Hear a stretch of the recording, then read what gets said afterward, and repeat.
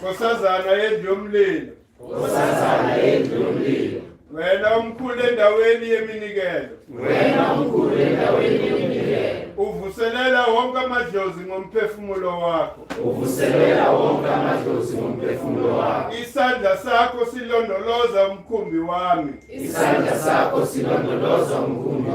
Ngosuku lapho ukhuphuka khona ngomfula. Lula isandla sakho nkosazana yalaba ababusisekile. Ngizwe wena ufihlekile. Jabulela izipho onikezwa zona. Vuka ngokuthula. Nkosazana enomphefumulo oyiphunga elimnandi. Bonke benza umphahlo ngegama lakho. Khusela laba abaphila ngaphansi kwamaphiko akho.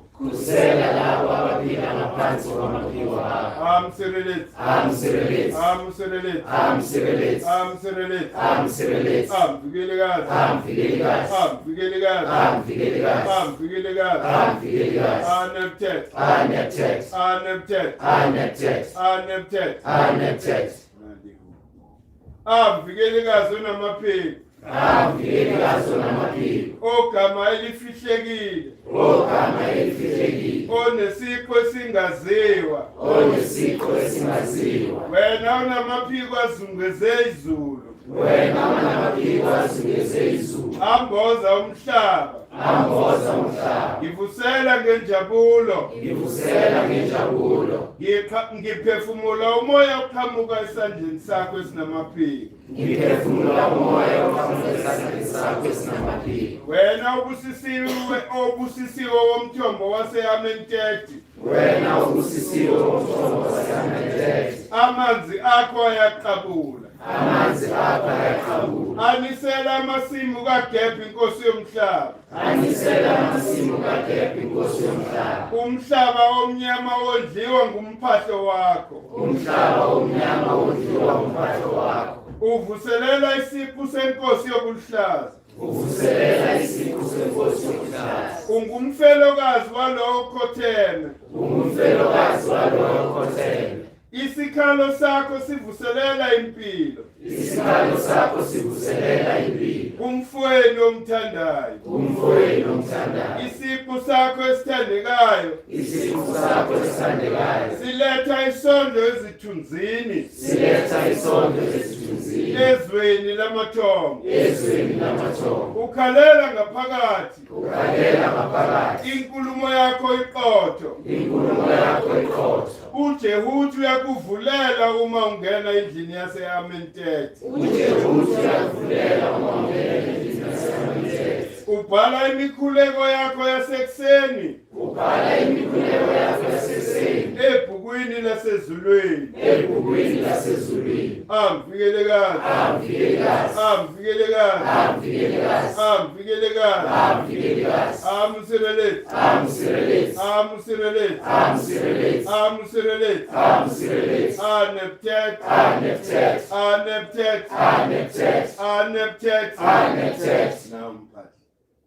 Yake walole.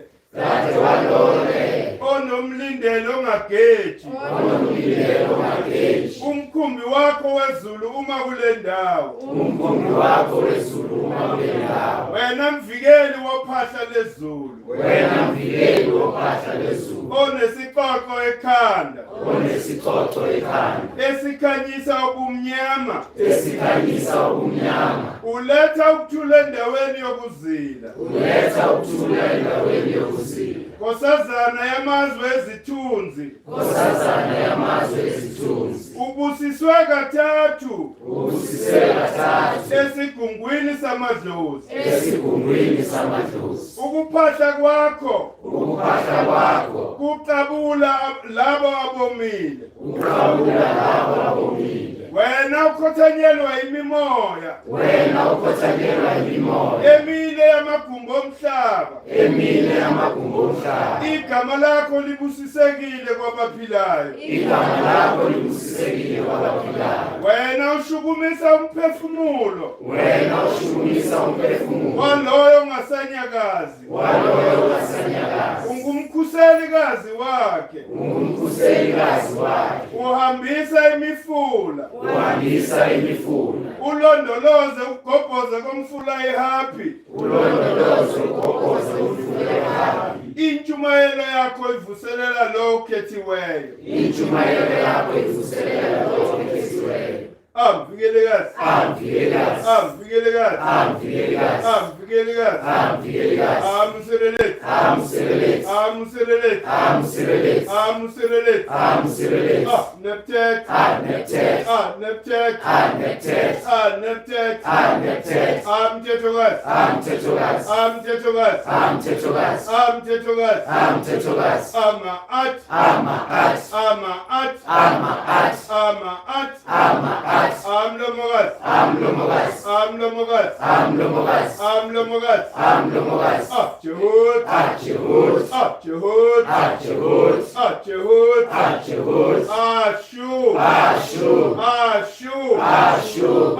Tefnut. Tefnut. Tefnut. Tefnut. Anut. Anut. Anut. Anut. Ageb. Ageb. Ageb. Ageb. Asa. Asa. Asa. Asa. Aoset. Aoset. Aoset. Aoset. Aset. Aset. Aset. Aset. Aneptet. Aneptet. Aneptet. Aneptet. Anpu. Anpu. Anpu. Anpu. Sechmet. Sechmet. Sechmet. Sechmet. Amsha. Amsha. Amsha. Amsha. Alifat. Alifat. Alifat. Alifat. Heteru. Heteru. Heteru. Heteru. Heru. Heru. Heru. Heru. Heru. Heru.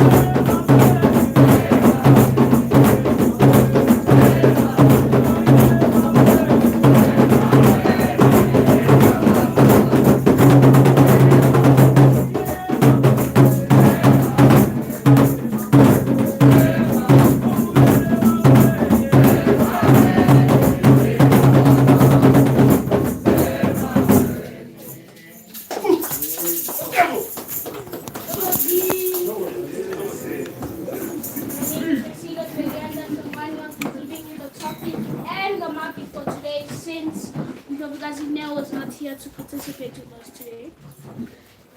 Today's topic is Nebt and the elimination of waste. Nebt is assisting us to decide on what to eliminate everything that doesn't assist the Black nation. To prosper must be totally eliminated so that we can return to our original position of being kings and queens, princesses and princes. That is who we are. Thank you. Parents of humanity. Thank you very much. Today's market, you can get the Mashori herbal product, the cancer bush for 50 rand, and the capsules for 40 rand. We also have the Mashori herbal products, the rub. You can get it for 100 rand, sorry. And the lion mani mushroom is 270 rand. We also have the normal chains. These are the ones that you can only get for 40 rand, and this one you can get it for 20 rand. Also, you can get the sacred ones, these ones, for only 80 rand. T-shirts, you can get them for 200 rand. I'm not sure if they're here, but you can get them there at the market. With also the book that Mkulu Tiniza, the greatest person to teach of all time. His book, you can get it for only 200 rand. Thank you very much. Nebt.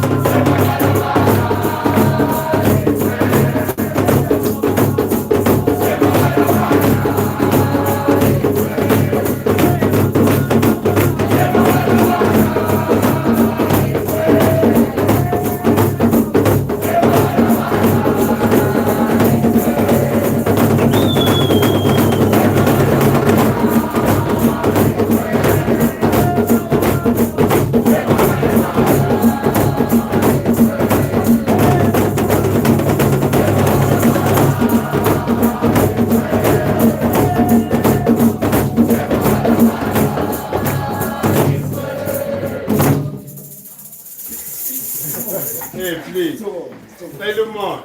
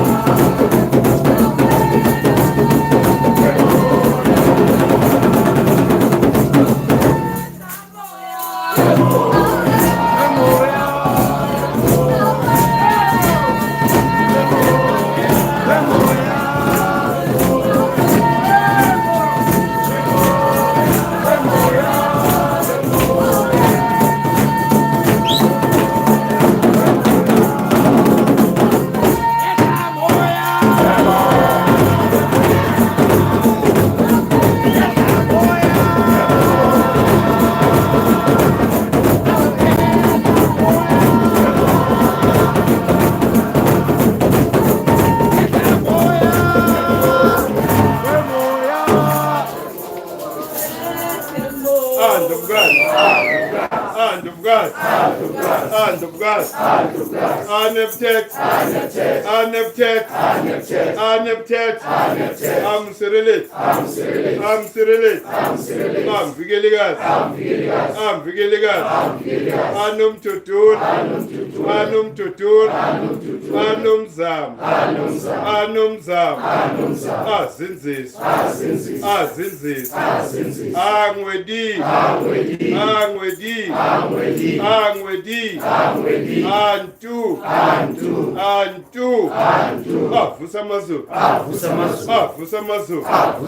Aimotep, Alole, Thokozani.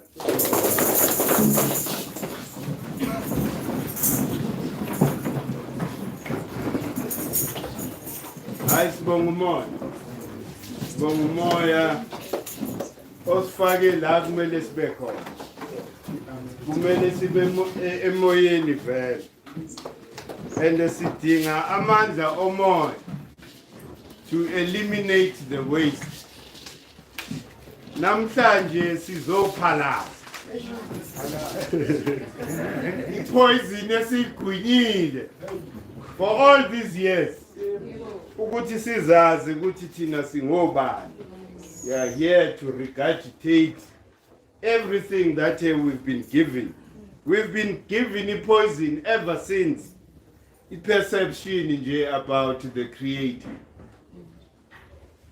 Kuthiwa no kholela umoya. Umoya ongcwele.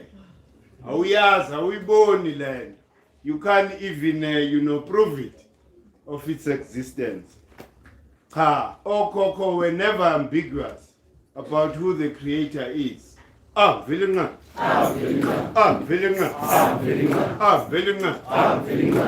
kubulwa. Thokozani. Umdali wethu ke wonke. Sonke la emhlabeni nayo yonke into ephilayo iphiliswa umvelinqangi. Yiyo ke into kumele siyiphalaze nje kokuqala. Singathi sihlangene, we are confused about who the Creator is. There can never be unity in that situation. Omunye umuntu umoya ongcwele, omunye umuntu indodana kaSibanibani, all of us esho ukuthi sihlukene, and it's not supposed to be like that. We need to regurgitate all those lies, because there's only one Creator in our universe, which is the sun, assisted by the moon.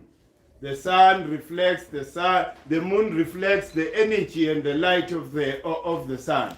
So ilanga kwalona can't just gives us energy, because it will burn us. That's why the moon is there, to control how much energy we receive from the sun.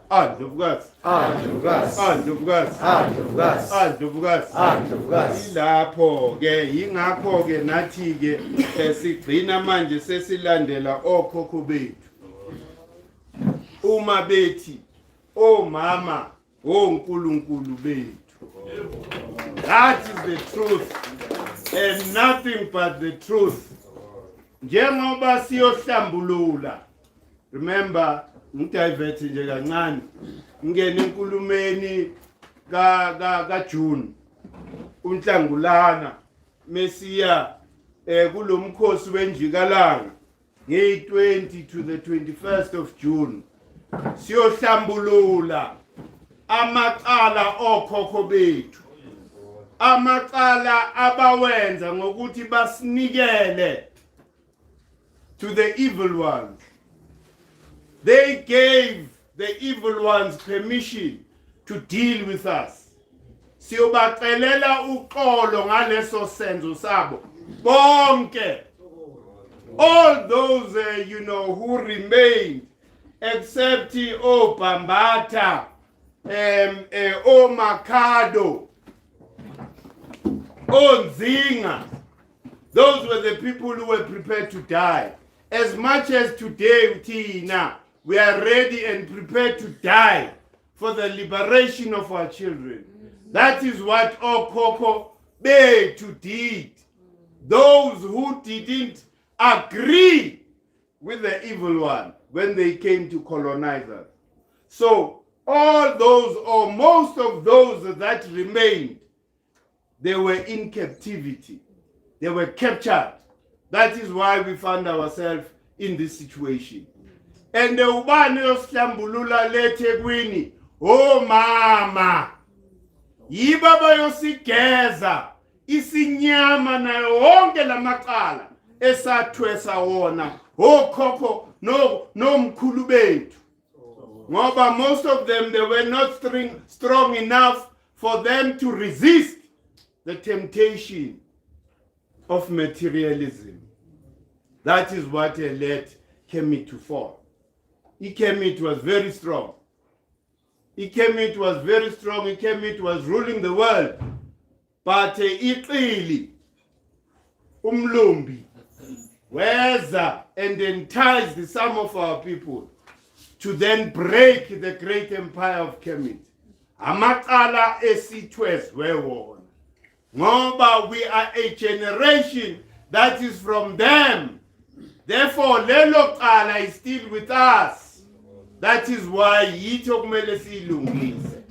Sibacelele uxolo ngoba basekho. Kahle kahle umsebenzi wamakhosi lo. If ngabe besinamakhosi ahluzekile la emakhaya, bebezoyibona ubumqoka balendo. Why? Because there are so many people who are dying. The other day, I was called by SAFM to address the very same issue as to why are people dying in numbers in this country. Umoya.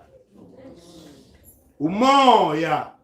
And the Umoya is communicating with us, showing us and giving us signs that if you don't fix this thing, more is going to come. So ukuze thina ke singawelwa, that must not fall on our heads. We are ready and willing to fix all the problems of our forebears. Wherever they went wrong, we are ready to fix it. That is why on the 20th of March, we'll be banning all these books. Bible, Torah, Quran, because this is isikhathi sokuthi siphalaze. Angithi manje kuthiwa i-principle ne-function ka-Nebt. I-function is sustenance. Kepha i-principle yakhe. This is the principle that converts the energy from the food. When we eat the food, then there is this energy that the body needs. It's gotten from the food, unless you are eating poison. Nothing gets into your system that is of value to you. That is why mawuqeda ukudla upapa ufuna ukuyolala, because uqunjelwe. The processes are not getting the juices from the food. So what happens to that food after the body has received all those necessary juices? It is excreted. That is why we need to excrete everything that we've been told by the colonizer, so that we return to our original position, like Nkosana said. Singamakhosi namakhosikazi thina, amakhosana namakhosazana, and nothing else, because igazi lobukhosi runs in our veins. You can never run away from yourself. But definitely we are running away from the current structures amakhosi, because they are not reflecting ubukhosi ngezenzo zabo, and they keep calling, for us to call them amakhosi. Inkosi ngoba kwenze njani, yini lesibonayo kuwe? Akuna kukhanya sikubonayo la kuwe. Ulokhu uyayikhukhumeza, hayi mina ngundaba ezithawani. Wenzane esizweni esimnyama esenza sibone ukuthi wena isambulelo uyasithola. You are doing nothing. And yet you expect us ukuthi silokho sikuhlonipha thina by nature. We are very respectful people. But you must never take advantage of that respect. Where you want us to respect you without any reason. Because you were born from that house. Therefore, you deserve respect. Doesn't work that way. Even amakhosini akudala. Ubukhosi buqale kanjani? Ubukhosi buqale ngokuthi abantu they witness ukuthi isambulelo seshe kubani. Lo muntu loyo sibona ngezenzo zakhe ukuthi huyo ohlukile from the rest of us. By him or her giving us ideas as to how to move into the future. Inkosi yiyo leyo. Therefore, don't demand respect, demand ubukhosi lakithi. Hey wena uyinkosi, hey wena uyinkosana, ubani ongaveli ebukhosini la? All of us are from a certain royal house. And the mele sihlaliphane ngoba siyalingana. Omdala kuphela umveli nqangi. Akekho omunye omdala. So manje uma usaphethwe inyama, uphethwe ego, you will always be expecting to be respected. Ungayideserve lo respect. Remember ukuthi wonke amakhosi ase-Africa, they were calling themselves Aheru. Aheru. Aheru. Aheru. Aheru. Aheru. Aheru. They were calling themselves Heru Shemsu. They were the followers of Heru because they understood ukuthi amandla avela kumveli nqangi. Manje wena ufuzositshela ukuthi uNtsingiza uye i-intermediary between umveli nqangi nawe, then uqamba manga. uNtsingiza ufana na wonke umuntu, unamaphutha, unayo yonke lento yomuntu. Manje uza through mina kanjani to umveli nqangi? Kanti umveli nqangi resides within you. What is called isolomoya, the pioneer grace.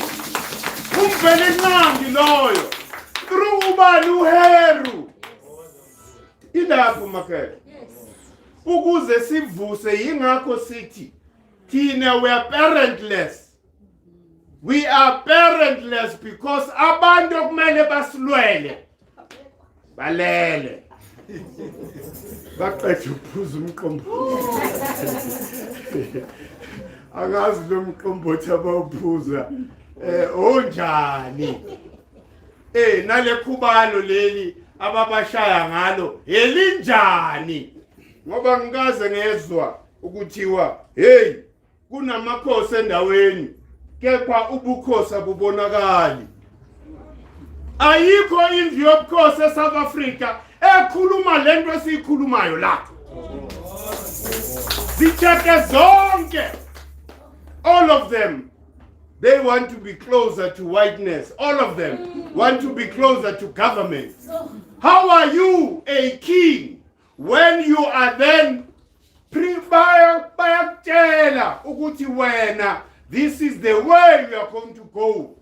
We witnessed omunye wakwaZulu bemfungisa in front of us. I will never rise against the Republic of South Africa. Kosikele. Ushukthi. Ngoba thina sifuna ife le Republic of South Africa.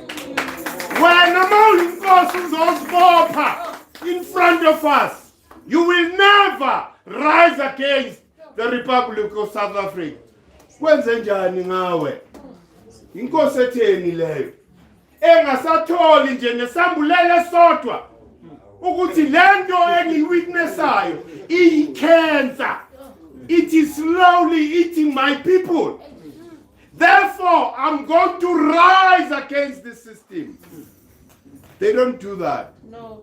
Belesibahloniphi. Yes. Silokho sikhuza undaba ezithe.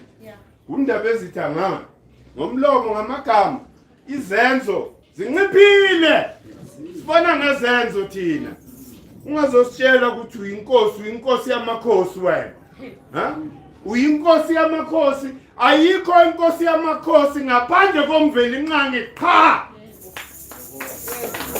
injalo maphela and amakhosi mebe ngibuza lapho ku SFM bangibuza ngehouse of traditional leaders that is there in parliament ngithi oqala bafunane parliament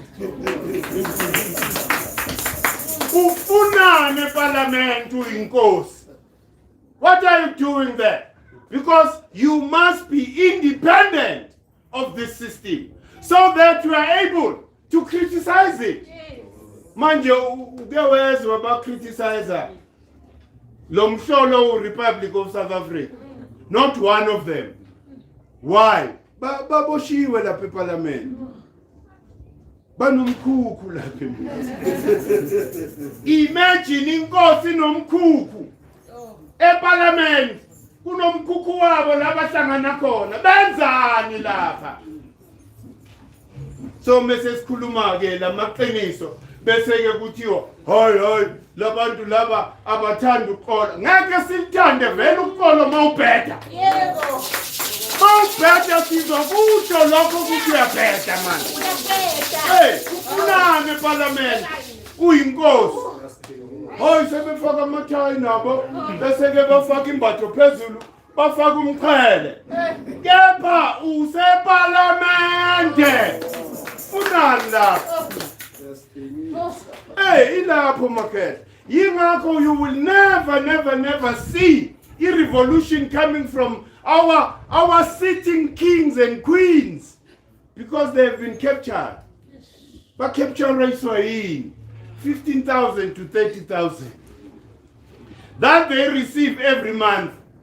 Therefore, they are scared to voice out iqiniso. Ngoba basaba ukuthi bazoluza lama 30,000 yini 30,000 unomhlaba ungayenza lo mali 10 times ngenyanga kepha once you are free to lead your nation but you sacrifice just for 30,000 bese kufuna sikubiza inkosi inkosi yanda. Nobody deserves that title in South Africa. As long as we don't have our land back, as long as we don't have our economy back, nobody deserves that title. Until usulwela sibona uchallenger. Hey, these commoners. Obabiza ama president. Abafokazana labo. Usaba mafokazana wena uyinkosi. Then ufuna sikuhloniphe njengenkosi undaba ezithayani ha ngoba nazi izitha sigcwele iParliament zigcwele iParliament unazo lapha eParliament. So manje ke makaka ngithe awuthi sike siphefumule ngale ukuthi la eKemethi asiqhutshwa iego siqhutshwa umoya. Enye into engithanda ukuthi ngikhulume ngayo ukuthi thina silandela isisho lesi sokhokho esithi as above so is below. Mina ukuthi njengoba siphila kanje siyinkanyezi lapha phezulu. We are stars that we witness every night. Our souls are tied to those stars. Yingakho makushona umuntu and abantu only notice makushona umuntu wasebukhosini ukuthi hey sayibona nayi inkanyeziwa. We've witnessed that. We've heard that. It confirms ukuthi we are all these stars that are there. They are reflected lakithi. So therefore singumoya. And njengoba singumoya, we were the first to civilize umhlaba. Akekho omunye umuntu osivilize umhlaba ngaphandle komuntu omnyama. To a point ukuthi you must never ulokho umphina wisdwaba. Kade ngadlula lapho. Hey man, isdwaba ngangisi ilenduze man. Imbatho le, ngangigqoka le. But manje I evolved into linen and silk. So don't identify me. This is not my culture.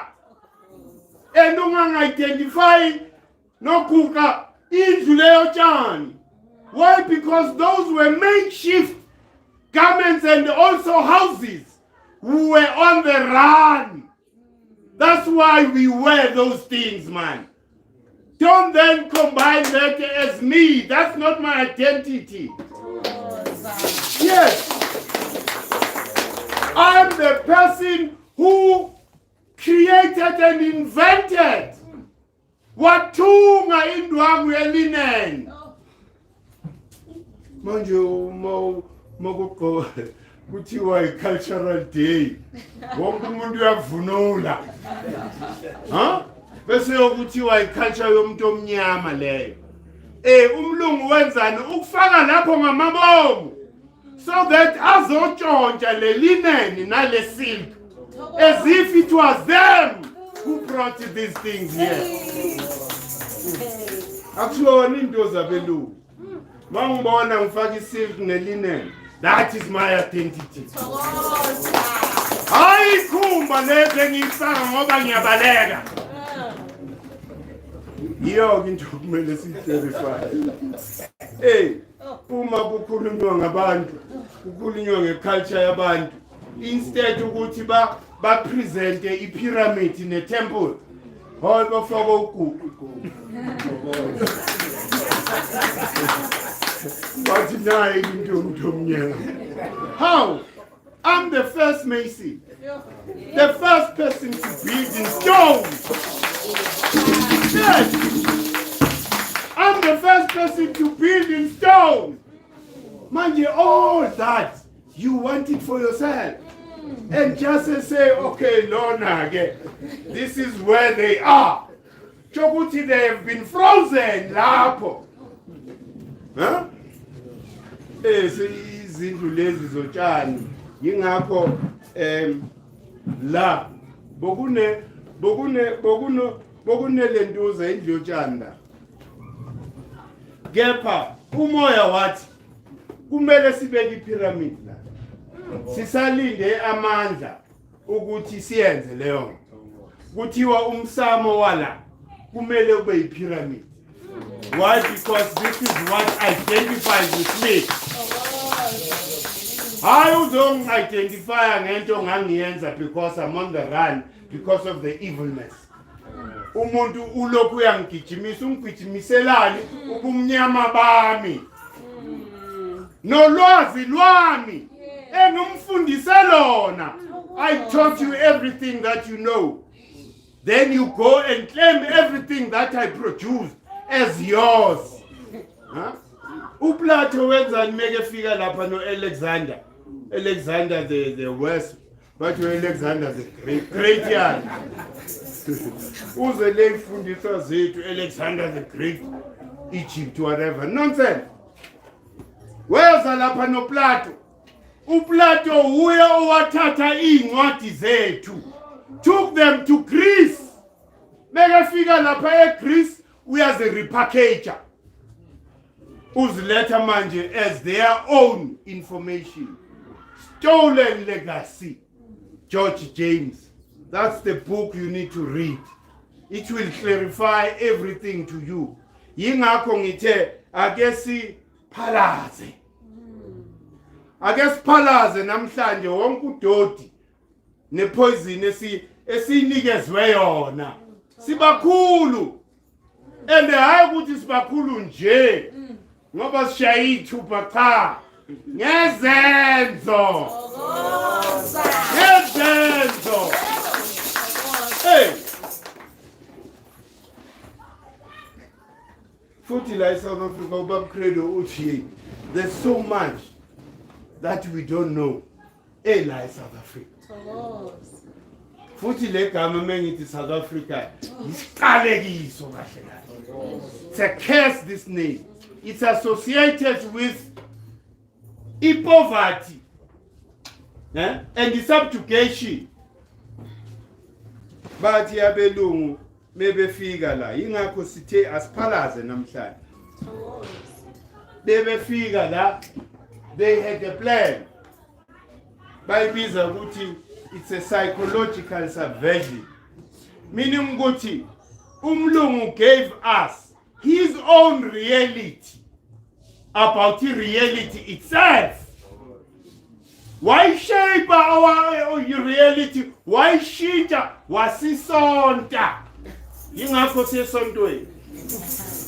To make sure ukuthi asisontululeki. So manje ke umlungu uyiplane kahle lento le. Wasinikeza amasonto. Alikho isonto la eSouth Africa or on the continent elingcwele. Imidlwembe yonke. Imidlwembe yonke. Uwabala wonke abanye baze wabize ukuthi it's a black whatever church. Black church. Hey. Ne black consciousness yangena lapha. But iBhayibheli no sambanalo thina because this is what we use to mobilize people. Huh? Boba mobilize noma boba loka forever. Balokile. Ngoba if ngibona wena we black consciousness ufunda iBhayibheli. Mina ngithini? What am I saying? We are lapha during the week ngesonto ufaka more. So asiphumeni kulezinto makhaya. Asiphumeni kulezinto ngoba sekuseduze.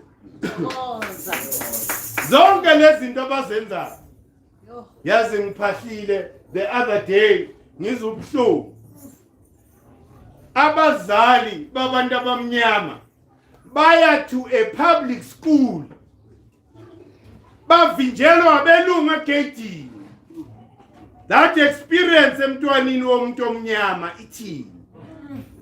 Ithini ngalabantu who claim ukuthi they are leaders, they are presidents. If kunama situations anjalo man. If I was a president,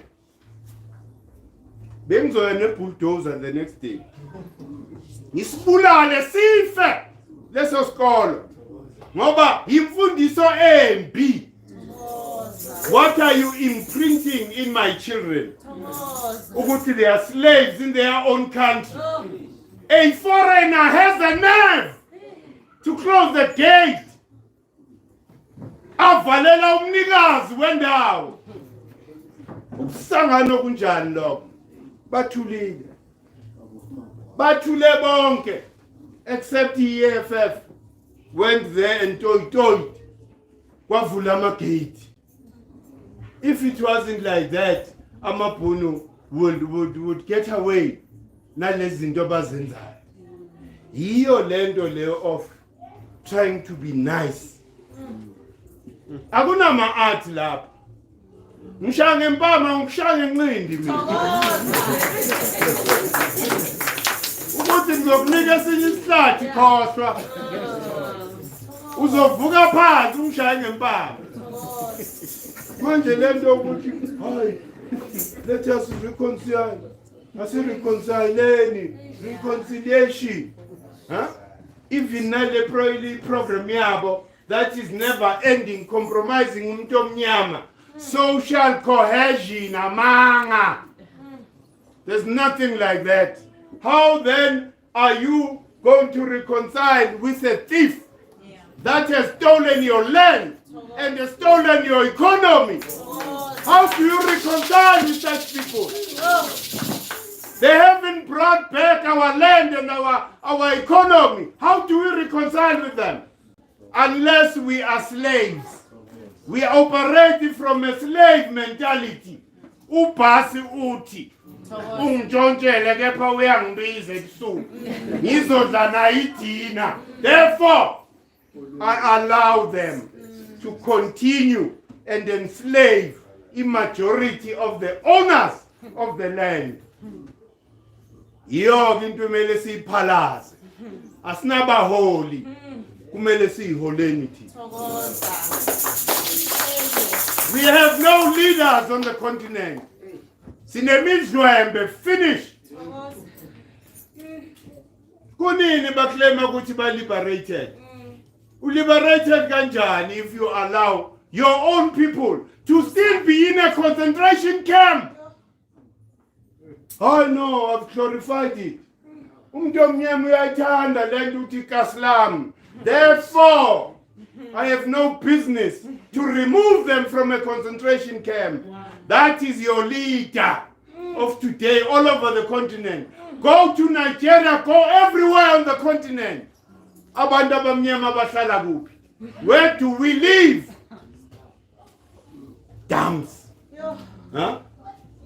So these are the things, meaning ukuthi la emqondweni wethu we must be clear. Silidwa umoya.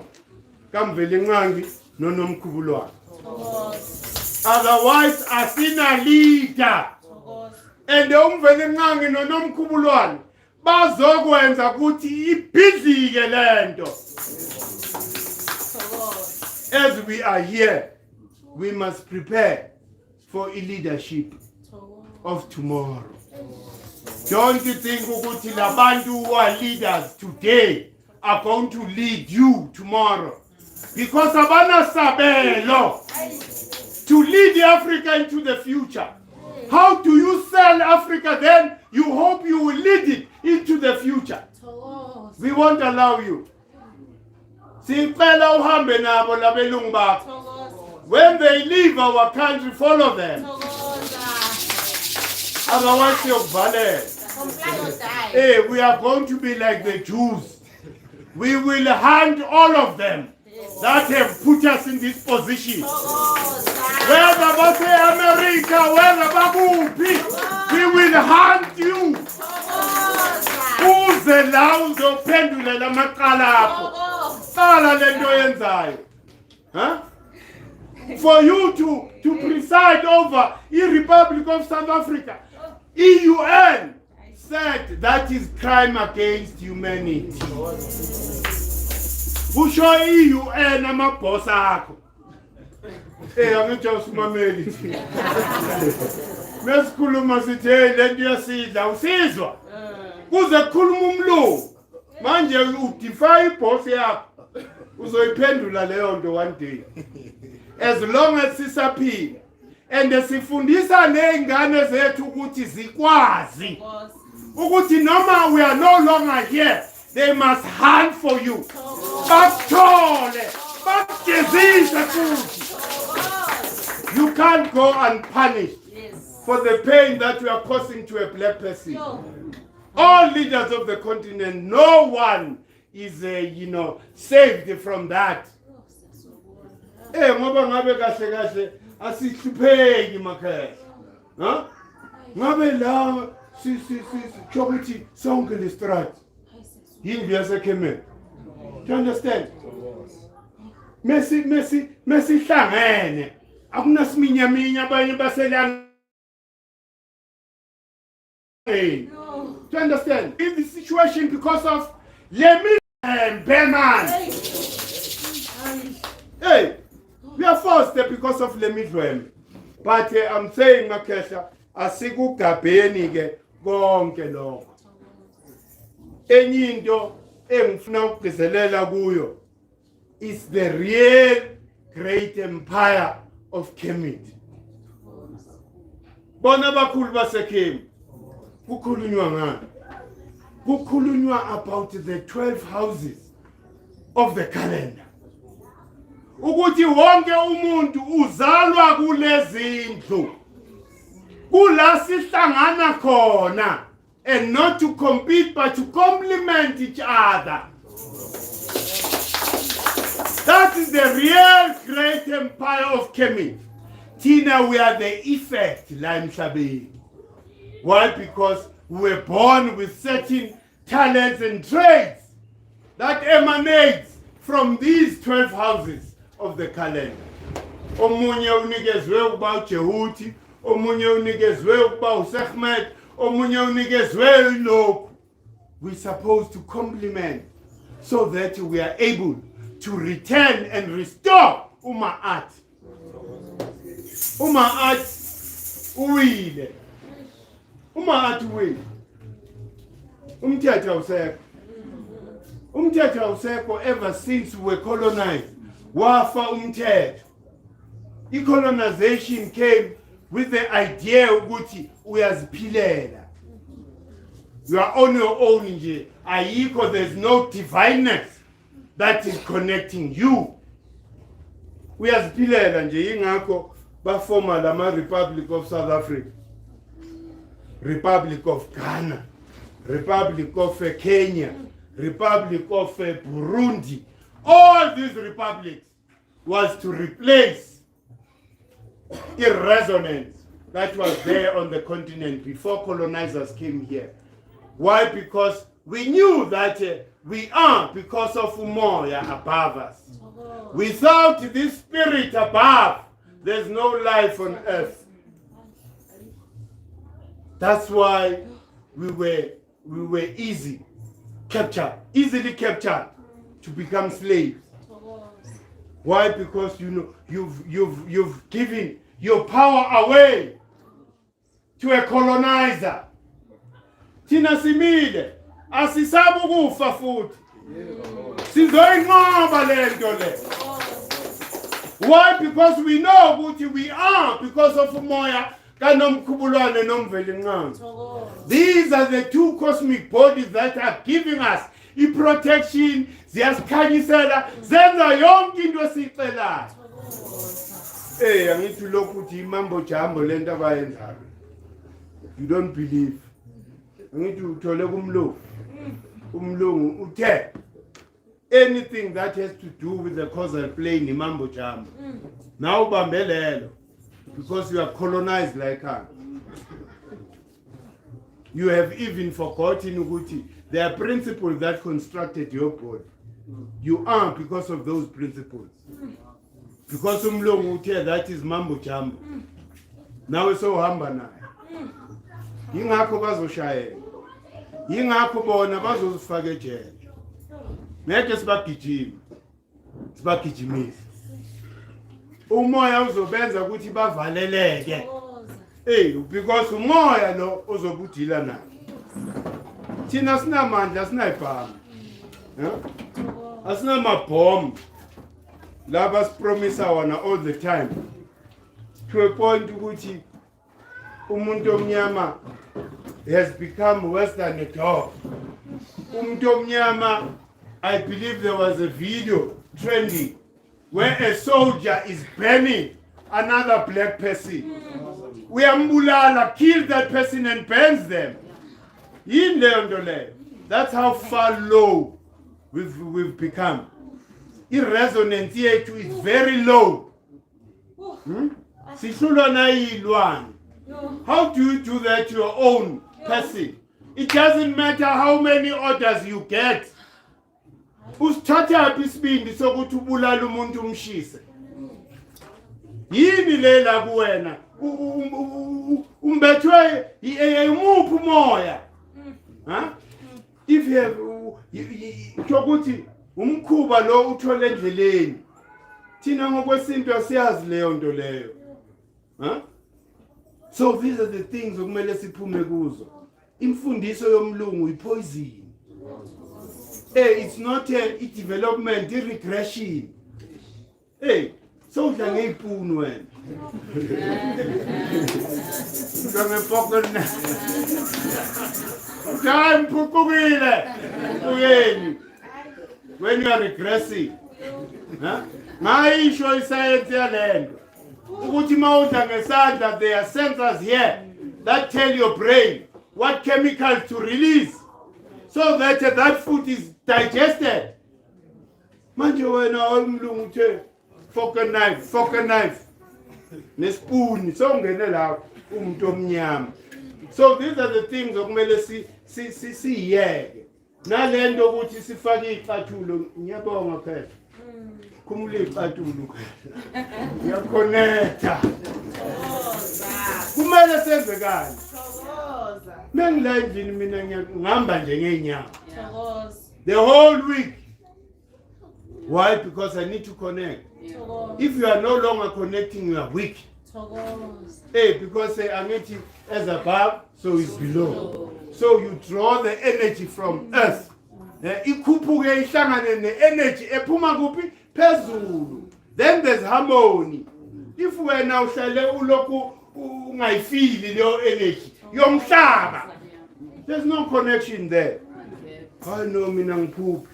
Yeah, ngeke uphuphe. Angazi ngagcina nini ukuphupha, ngeke uphuphe. Because uhamba ngesilungu too much. Mele sibuyele, remember ukuthi thina we are one with nature. Ayikho into esihlukanisa ne-nature. And ukuze sibuse harmoniously, we need to reconnect ourselves back to nature, not to any individual. Hey, kungabi nomuntu ozokukhohlisa la. Tshela ukuthi hayi mina ngumkhulu kunani nonke. Cabanga leso sibili. Ngizelele vele ukuniphatha nonke. You have a nerve. You have a nerve to come and tell us lo umphetho lo. Hey, uzwa makhehla. It is hambo yenze research yakho. Ayikho inkosi beyibiza ukuthi yona iyinkosi enkulu kunawo wonke amakhosi. Bonke bebethi mveli ngqanga. Mveli ngqanga. Bonke bebelandela uHeru. Akekho umuntu bekezibiza ukuthi hayi no mina nginamandla. Remember ukuthi amanye amakhosi athathe kanjani umbuso. When it is time for war, you can't then come uzalwe with the spirit ska Bishop Tutu. Bazokuzwa. Uyaliwa wena ufuna ukusifaka reconciliation. Uthi sireconcile. Namba beza nomkhondo la. Uthi sandwele into. So sonke isikhathi demanda a proper leader that will then act according to the times. Njengoba sisesikhathini sempi manje. Sisempini manje. Kufuneka umuntu wempi ozovuselela lento lakithina. Balokhu basicubuluza. Eskom. Sizoze sifike in that state of combustion kasegment. Then there's an explosion. Futhi mina ngikhalele. Yabona ngikhalele. And then ngiyizwa yanuka. There'll be one day umnyama uyovuka ebambe umkhonto othatha induku angene edrobheni ashaye kwasani. Yeza lelo langa lisondele futhi, and that will be explosion. Angithi bakuhlokoloza bayakuthuka. They are racist towards you. Benza zonke lezi abazenzi benziswa umoya. Fana nalaba abakhethiwe ukuthi bazobulala umbuso kumele ufe. Bazelwe labo bantu kwathiwa lo uzobusa ngesikhathi esinje. Uye oyo destroyer leyanto. Ngoba leyanto ipoison. Manje silokho sithi hey lo muntu lo uacta kanjani meke acta kanje. I-character yakhe ayikho into azoyenza yena uzele ukuzodestroya. Mvizisa. Akayibhidlize vele. Sasenzela kalula. ukhona umuntu azalelwe ukuthi uzoliberate abantu. Njengabo uLentuza uMahlangu, Solomon Mahlangu. uSolomon Mahlangu ubezalwele loyo nto. Yingakho wathi mekeshona wathi igazi lami is going to water the tree of freedom. He didn't care about death. Why? Because isiqephu sakhe into azayifumbathile la. Manje nathi we shouldn't worry ukuthi the structure that is so strong financially and in terms of the army, South Africa is strong, but manje izowa as if iwiswa yinto omoya. Do you understand? Izowa kalula. That is why besi prepare getting. Asazi ingakho sithi la ikhemethelingana song. Asazi who is this soul that is going to ultimately lead us to this liberation we are looking for. Manje mawuzozikhukhumeza wena ulokhu suppressa abantu. Hayi mina I'm special. Iyokudlula leyo nto. Even if sekubhekile ngakho usayibona. Ngoba usukhukhumezile wena. Isalvation yomuntu omnyama is amongst all of you. Yingakho ngilomgqugquzela ngaso sonke isikhathi. Ungezi la phela ngokuthi uzomamela isigubhu. If une talent elithize, unekhono elithize, liveze man. Because this is how we are going to identify you. Ukuthi uyabona ukuze siwele lo mfula oneyingwenya. Sidinga lwamuntu. Mhlambe mekethatha isitolotolo sakhe ashaya amanothi athize. Leyilwane ezilapha kumele sidlule khona ziyaqhela. How are we going to know that if you are not showing your own talents? Yingakho kumele nikhululeke. We are looking for umuntu ozosiweza. Ungifundisile ubaba Great. But angisho ukuthi mina yimi engizoniweza. Ngoba sazi sozwa ngomoya. Uma inkosi ingigcinile kuze kufike leso sikhathi siyobona. Yingakho ngithi angikwazi ukuyibopha ngaleyo nto. Ukuthi mina yimi engiyoniweza. I can never be that arrogant. All I know is what I've been taught by Ubaba about the truth in nature nathi. That's all I'm teaching. I'm not greater than you people. And you must never look at me as this Messiah. I'm your Messiah. Ngizama ukuthi njengawo wonke umuntu please. Into nje umehluko la kimi ngiyengakhanyiseleka sho ukuthi ngathola ithuba ukuthi ngimele endaweni right ngesikhathi esi right. That's the difference. Otherwise siyafana sonke. Hey, uze umuntu kaLentuza kaHetheru o uze umuntu kaJehudi uze umuntu kaHeru kube uyena okuthiwa hayi labantu laba yibo abazosiweza. Because it's all about a black nation. It's not about an individual. It's about a nation. I-nation ikuthola kuphi ukukhanya currently. Who is shining that light? Definitely I see Lagos. Ukukhanya kukho. Basebumnyameni. Manje ke makhetha ke sibukisise lento. Nawe mawumuntu mawufuna uhlonitshwe ngendlela okuyiyona. Vumela isambulelo. It's all about that.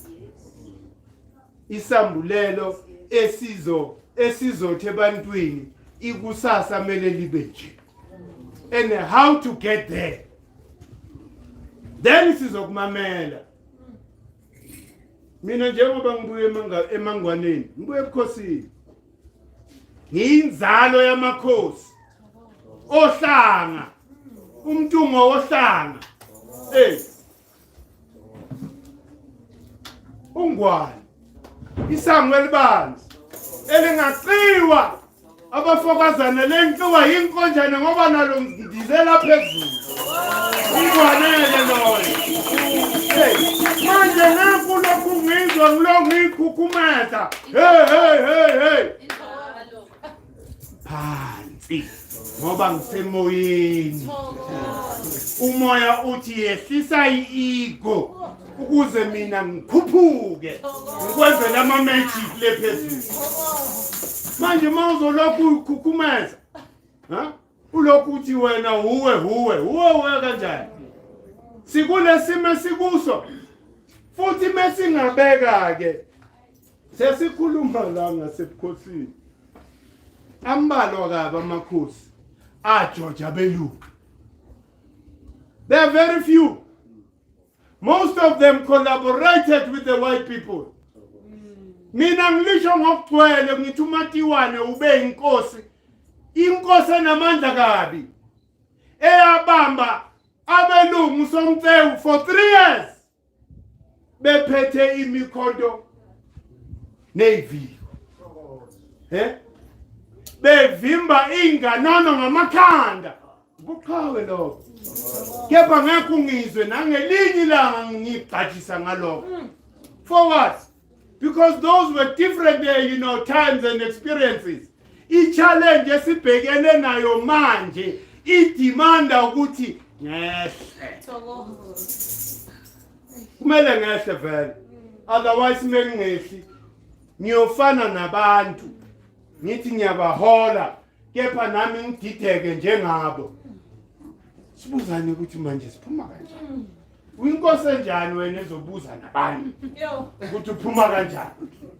Uyinkosi angithi uwo kumele uze nokukhanya ukuthi how do we go to a future? You will never do that if you betray ego. Never. Ego ivala ikhono lakho. Uyazivalela wena. Ngoba okhokho bethu bafuna ukukhuphuka la ngaphakathi kwena. Okhokho bakho abekho le endaweni ongayazi. Okhokho bakho baphila within your DNA. If you didn't know that. And the more wena ukhuphula uset uyukhukhumeza bayehla and nothing will happen kuwe. Uzolokhu yislave ulandelana nayo yonke le nonsense nje yana emhlabeni. Kepha uthi wena uzalwe ebukhosini. Yini into ekhombisayo ukuthi uhlakaniphile? Ngoba kumele ube neso lomoya uma uvela ebukhosini. Endakumelanga sibuze ukuthi lo muntu uvelaphi. Mele sikubone nje ukuthi hey into ekuleya muntu lo. Kube wesmeseke phimisela. Umuze ukuthi hayi undaba ezithake lo. Ukhuluma into kuyona. Hayi ukuthi uvele ebukhosini usafuna ubuyisela abantu emuva encindezelweni so that they are subjugated. Yila masonto. Alikho isonto elingcwele. I think nabo siyobafaka ejele. Ngoba if you were to calculate abantu abahamba amasonto, ubuke nje kwaLkhanya, ubuke kwaShem, ubuke Zion, yibutho engakanani lelo. Abantu who have been tamed to never rise against the system can be tamed like this. As an example, just le Natal. If all those people abagcwele koShembe, bagcwele kuma Zion na yonke le ndawo, they were to be reminded of who they are. Ubukhosi nobukhosikazi babo. South Africa ingashintsha like this. Just like this. Ngabantu nje bamasonto. Umlungu uyiplanile lento. Ubazi ukuthi even though I may not be there, but these people will kill each other to defend Amanga. Jesus. Huh? Jesus. It means ukuthi unikezela irresponsibility yakho to another person. Instead ukuthi ujime uthathe umkhonto ujotshe wonke labelungu abasihlukumezayo when yobathandazela.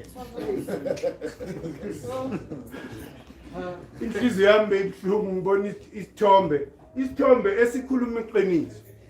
Ingane zabantwana baseJapan on Sunday bahlezi namakhompyutha bayahlukanisa bawakhe again. Ingane zase-Afrika sesontweni. Ibuhlungu lo picture. Ibuhlungu. Thina sibambelela kulento yabo basinikeze yona. Sifunza nezingane zethu. Hayi mntanami. Hamba uthandaza. Computer is alright. Coding. In Japan, 5 years coding. Why? Because they know good future. Ila good technology. When now good future is a pipeline. Kubalo lini lelo. Ubula lobo man. We must stand up and work. Njengoba senza kanje sizilungiselela ukusebenza. Futhi once nesistimiwa meliwe nawo wonke lamasonto akhona. Kube icala mo Christian. There must be a law against that. All Christians must be chained. Finally, China. Why China develop around? China doesn't allow Christianity. I just say about China mean Christianity. You dare become a Christian, you're valid. And you're valid. Nati, this is what we need to do. Maybe hamba labelungu ababahamba basendleleni. Ngiphuphile lo mkhumbi wabo uJesus uduma. I live somewhere. Umkhumbi wabaletha la uJesus. Uyadlisha ngibonile ebusuku. Uzolanda the evil one from our place. Abasitokofe manibabele endaweni zabo. Hey. Manje ke makehla yonke into engithe namhlanje ke sigabe. Sibuyele eqinisweni. Ngoba inature iqiniso. Nothing that is above in nature. And nothing is above umvelenqangi nonomkhukulwane. All we have to do, Tina, is to harmonize with nature. Then again, our idea of ruling this world again will be a reality. Angazi wena. Mina have high ambitions. Mbonisi, umuntu omnyama busa umhlaba from here in the south. Wonke umuntu omnyama uzophathela itax kuwe. Ngoba you own the world. Umhlaba wonke belongs to you. Therefore, wonke umuntu omhlabeni must pay tax la. Angithi mawuse South Africa usebenze eAmerica ubhatala kuphi? Ubhatala eSouth Africa. Mohlala la. Kepha usebenze eAmerica. You pay tax here at home. So if sikhuluma property right, hayi le ubutsotsi. Sikhuluma ngokuthi umuntu omnyama owns the world. We are the first citizens of the world.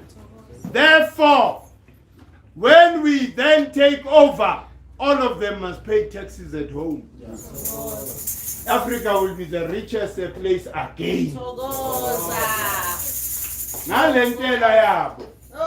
Hey, futhi mele babhadele ne-protection fee futhi sabazala so mele basibhadele. They wouldn't be here without us. So manje bangazosidelela man. Bafaka abazali babo into concentration camps. Whilst bona bayatanasa in our own beaches and mountains. Mawufike entabeni ethize kumele ugibele bathi hayi le ntaba i-owner van der Nebt. Njalo mlungu bathi ulinda something. U-owner i-farm that is hosting our own pyramids here. Sithini ke ngalabo bantu? I-government iyakwazi lokho. Bathule tu.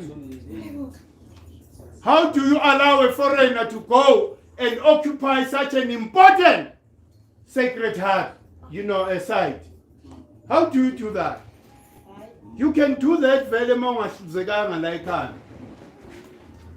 Umoshwe yini? Yilonto ukuthi wena ezumholi you are bold enough to stand on the podium and say I'm a Christian. We are going to unlaw yonke Christianity izoba icala. Sakuthola ufunda iBhayibheli. Uyakhumbula bebesenzana. Asithola ukuthi siyaphahla ijele lelo. And hayi ukuthi sibuyisela ububi ngobubi. Cha. Siyabalansa. Siyabalansa. Uma athi uthi okwenza ngapha bele ukwenze nangapha. Liyeze le. So kufanele jele. Tshela ngeChristian angikholwa ukholwani wena. Ukholwa manga. Ufuna ukusibuyisela emuva. Ngiyabonga mama. Ngibonga nje into eyodwa. I-commitment engiyibona kini. Yazi if you guys can drop the ball, Africa is doomed. You are the light here, Africa. Don't take this thing lightly. Because you are here to liberate, truly liberate an African person. Hayi lama half job laba lokho bawenza. You are calling yourself a revolutionary, and yet you went halfway. What revolutionary are you? Unless you don't understand the word revolutionary, what it means. It means from this point to that point again. Angithi basuse ebukhosini. Mele basibuyisele kuphi? Ebukhosini. Manje mawufaka udemocracy we have. You're not a revolutionary. Don't ever call yourself a revolutionary. If you went half, then now wakhathala. Khathele ilezinto zesintu. Ufuna ukushaya ngefork and knife man. Ngihamba nomlungu angikhathali ukuthi bathini. Then you go on platform and call yourself a revolutionary. You don't deserve that. You don't deserve that ngempela manje Makhetha please. Ngiyacela mina ukuthi uyazi thina ke sesiready. Singa transformer anytime. So akumelanga mengitransformer iGK ife. Remember iGK it's not a thumbs up structure. Sivusa is structure that once existed here. And the sakhalwa here in the south. So umsebenzi mele uqhubeke. Ungathi because manje sebeshaya ikhanda iGK file yonke kanjani Makhetha? Yingakho silwela ukuthi wonke umuntu must read and learn. So that's siyalingana. All of us. Makuhamba yedwa somebody must take the lentuza the baton. Aqhubeke nomsebenzi. Umsebenzi uwodwa. Silwisana nalezi zinto zabelungu eAfrika. Finish. Yonke into yomlungu kumele sihlanze. Thokoza. Uze hayi umlungu uze ne technology. the way umlungu ahluleke ngakhona akasafihli ukuthi yena uartificial ukutshela 99 I'm coming up with artificial intelligence now ujabule yinde wena umuntu we-natural intelligence not artificial intelligence. Hey, asidinge ama-cellphone once lo moya sowuvuke kahle sikhuluma telepathically manje i-cellphone ohamba uyogubhisa ingane lapha e-DRC zigubha lento efuneka la kulama cellphone isihlungu senzayo for you to own a phone i-pollution oyenzayo ngokuthi undize ngama-aeroplane asengakanani ama-aeroplane. Why? Because abantu aba-artificial are ruling the world. They coming up with everything that is artificial. Tina, we knew the vortexes, of Earth, crown chakras of Earth. That is the place where we used to go and be transported to other places in the universe. We didn't need an aeroplane team. And they were not fools by not inventing. Because we understood ukuthi izomosha than ukunceda. It's better to teach people how to be in harmony with nature. Because when I'm in harmony with nature, I'm able to do all the things as artificial. Computer in. The computer is replicating your mind. Yini le camera. Yini camera. The camera. They will study your eye for them to develop the technology a camera. Well, now you are natural. You are even worse. Solomon.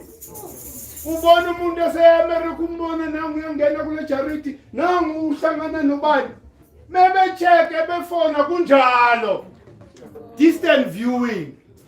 That is the natural technology.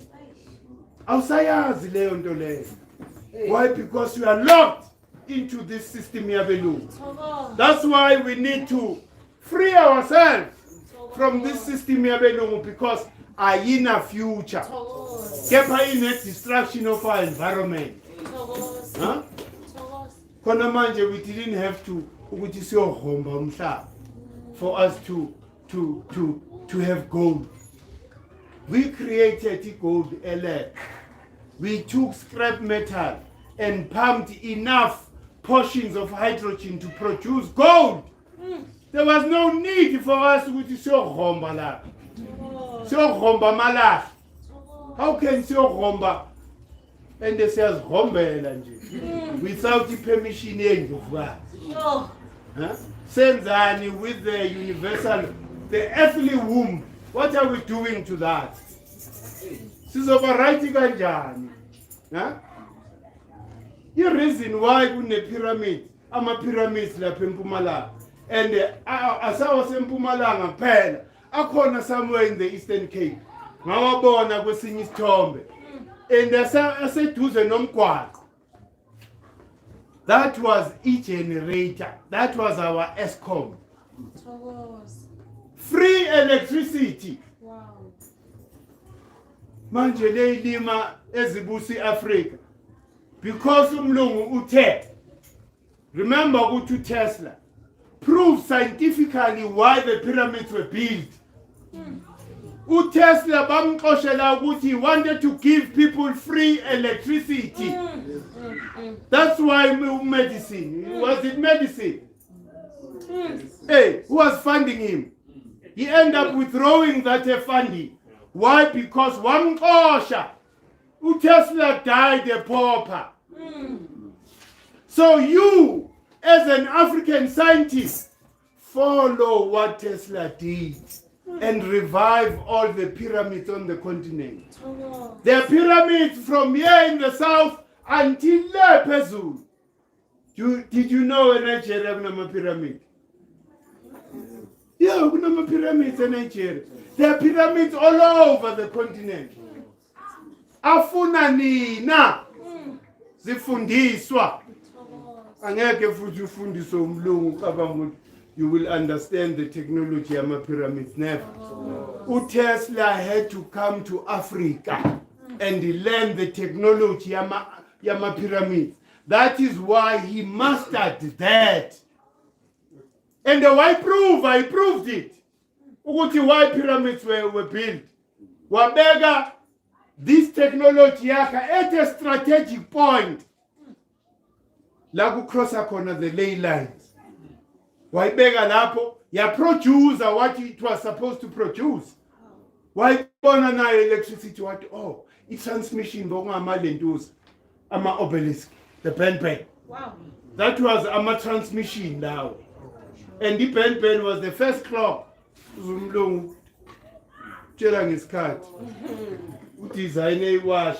Utshontshela eAfrica man. Yonke into iwash calendar yonke into it was created by you mntomnyama. So ama obelisk kumele afakwe yonke le ndawo le. So that we never suffer. Lento ye-Eskom. I-Eskom uyezwa ukuthi nayo i-phone call. Ngoba you are not by kunelentuza ionosphere laphezulu. Kula khona abantu in the past will develop the technology to harness the free electricity from the sun. Beseke yehlela in that structure as a pyramid. Beseke is distributed freely. Lento yama Wi-Fi so that you be in a modem la. It was started by Africans. They were transmitting the electricity without wires. The technology kumele sibuyele kuyo leyo. Ungacabanga ukuthi iEskom or whatever artificial generation of electricity is the alpha and omega. Awukazi lutho mntomnyama. If you don't know about the technology yama pyramid, the technology yama obelisk. If ungakwazi lokho, awazi lutho. So sibakhulu ke. And I ukuthi uyazikhuluma. Ngezenzo. The Wi-Fi. We long understood not only Wi-Fi. We understood the vibrational frequencies, the frequencies of Earth. We understood them. Ukuthi through this frequency I can transmit that. Through this frequency I can transmit that one. So there is nothing you la. Umlungu uhambe wayo bulldozer your own sacred places for them to steal the knowledge. Then they beseke by letter lakithi repackage as theirs. Wi-Fi, yini Wi-Fi. Yini Wi-Fi. Thina sazi uJehudi. They communicate.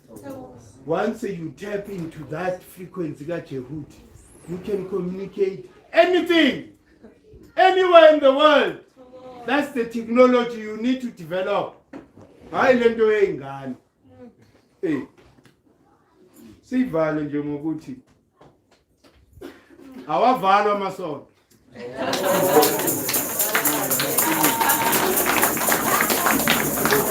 Amasonto is pointy.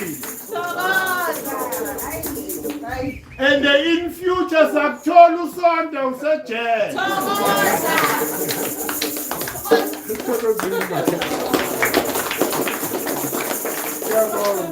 Engage ngiyombuza ama-comment whatever before me. Oh mama ngibonge nje ukuthi hey guys I think uzomele sithole elinye itende la. Sifake liye. Hayi ningawazi. Bese sibhala. Siyestrategi. So vala istrati every Sunday sifake bayibizani lezinto lezi ama-plastic lapho kule nale Sunday between 12 and 6 akuhambi imoto ukhwele thina la estradini so ngibonga nje ukuthi sisahlonipha umoya and ngiphinde ngisho futhi ngithi nibahle noma hayi nibahle futhi hayi physical ngizwa imoya yenu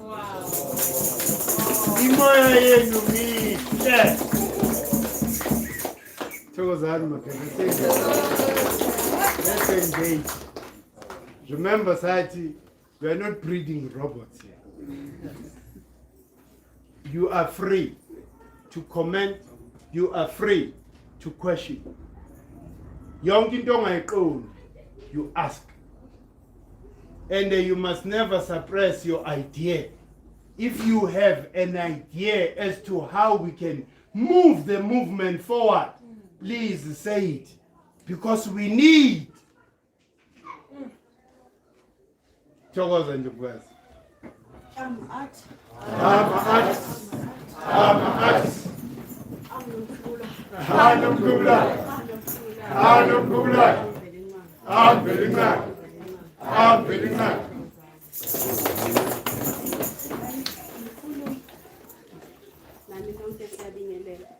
Thokoza. Sinesihlala between eMpumalanga nalana. Kuhle kakhulu umsebenzi mkhulu. Siyawulenzela ku social media osingafuna ngaphila. Nasikhonile kufika singala khona kube. Mkhulu konke kuya align and yonke into noma laba labayenda ngekusicindzetela nabo bayi align. Ukhulume nga Solomon Mahlangu. Solomon Mahlangu bamhenga nge-6 daga April. Bebe align nokufika kwa Van Riebeeck like South Africa. So 6 April 1652, 1979, 6 April bahenga baya celebrate ngokhenga uSolomon Mahlangu. Into kumele sithi align emkhulu njengoba nawo usho. Uma nathi sithi align ngekhalenda. Ubani ohenga uFeliyun? Grandfather kaFeliyun lona one Freedom Front Plus manje. Yabona mkhulu? Yeah. And there was a time ku social media ngathi mina ngale malanga bo Good Friday. Ngathi mina Solomon Mahlangu was my Jesus. He was hanged for me. More or less because the same yeah, Jesus na magahenga. So what social media account yam. Yeah. So that account which started my figure on Facebook in 2005. Yavala. Of which 4 years ago sengihamba ngelinye igama manje sahamba ngalela balati. So kubalekile mkhulu ukuthi konke esikwenzako nathi siku align according to the calendar. Bengingekho la there was a day ukhulume ngerole yethu singabomama ngokusebenza ngomhlaba. Nokuthi sinamandla to lead. As someone nami ovele osebenza ngomhlaba kumqinise kakhulu amandla lo ukuthi lokho engikwenzayo nokuthi ngichubeke ngifundise ingane nolusha ngenza into right ukuthi ngibaholele kuleyo ndlela. Same thing as aligning into yokuthi sambe ngenyawo. Mina vela ngifona ukuzigcoka igcathulo mkhulu always ngihamba ngenyawo. So abantu mabafika in the space where I live babona ngathi indawo le it disconnected because they are connected more to the rubber shoes. Yeah. And the fact that I know the so-called ESCOM isebenza with icycle nature masifika ubusuku siyalala. And the same thing we shared I think 3 weeks ago. To live according to the nature. Makumbusa kukhanya sisebenza ngaleyo light leyo. Leyo ntambama nayo sisebenza ngayo ukuthi it's time ukuthi nathi si-incubate siye emathongeni. So izinto eziningi mkhulu konke okushoyo it's aligning. In terms of connecting, for so many years mkhulu bengibona lezi khukhula There was a time ngingasakhona ukuzibamba ngatshela abanye bogogo, I think it was 2018 or 2019, just before leza se KZN. Ngizibona ziza zivala from mountain to mountain, ngibaleke ngigijima. Zivale. Then recently lokho beyina kakhulu futhi. Bengiloko ngizibona, then ngakhumbula another chant which my mom taught us masibancane yokustopa imvula. And I was desperate bengifuna ukuya somewhere. Ini imvula mkhulu, I think 3 weeks ago. Le eze amafloods la Florida Elimination. Sure. Ngaqala ngarevoke those chants ukuthi le mvula mayime. Yeah, mamkhulu.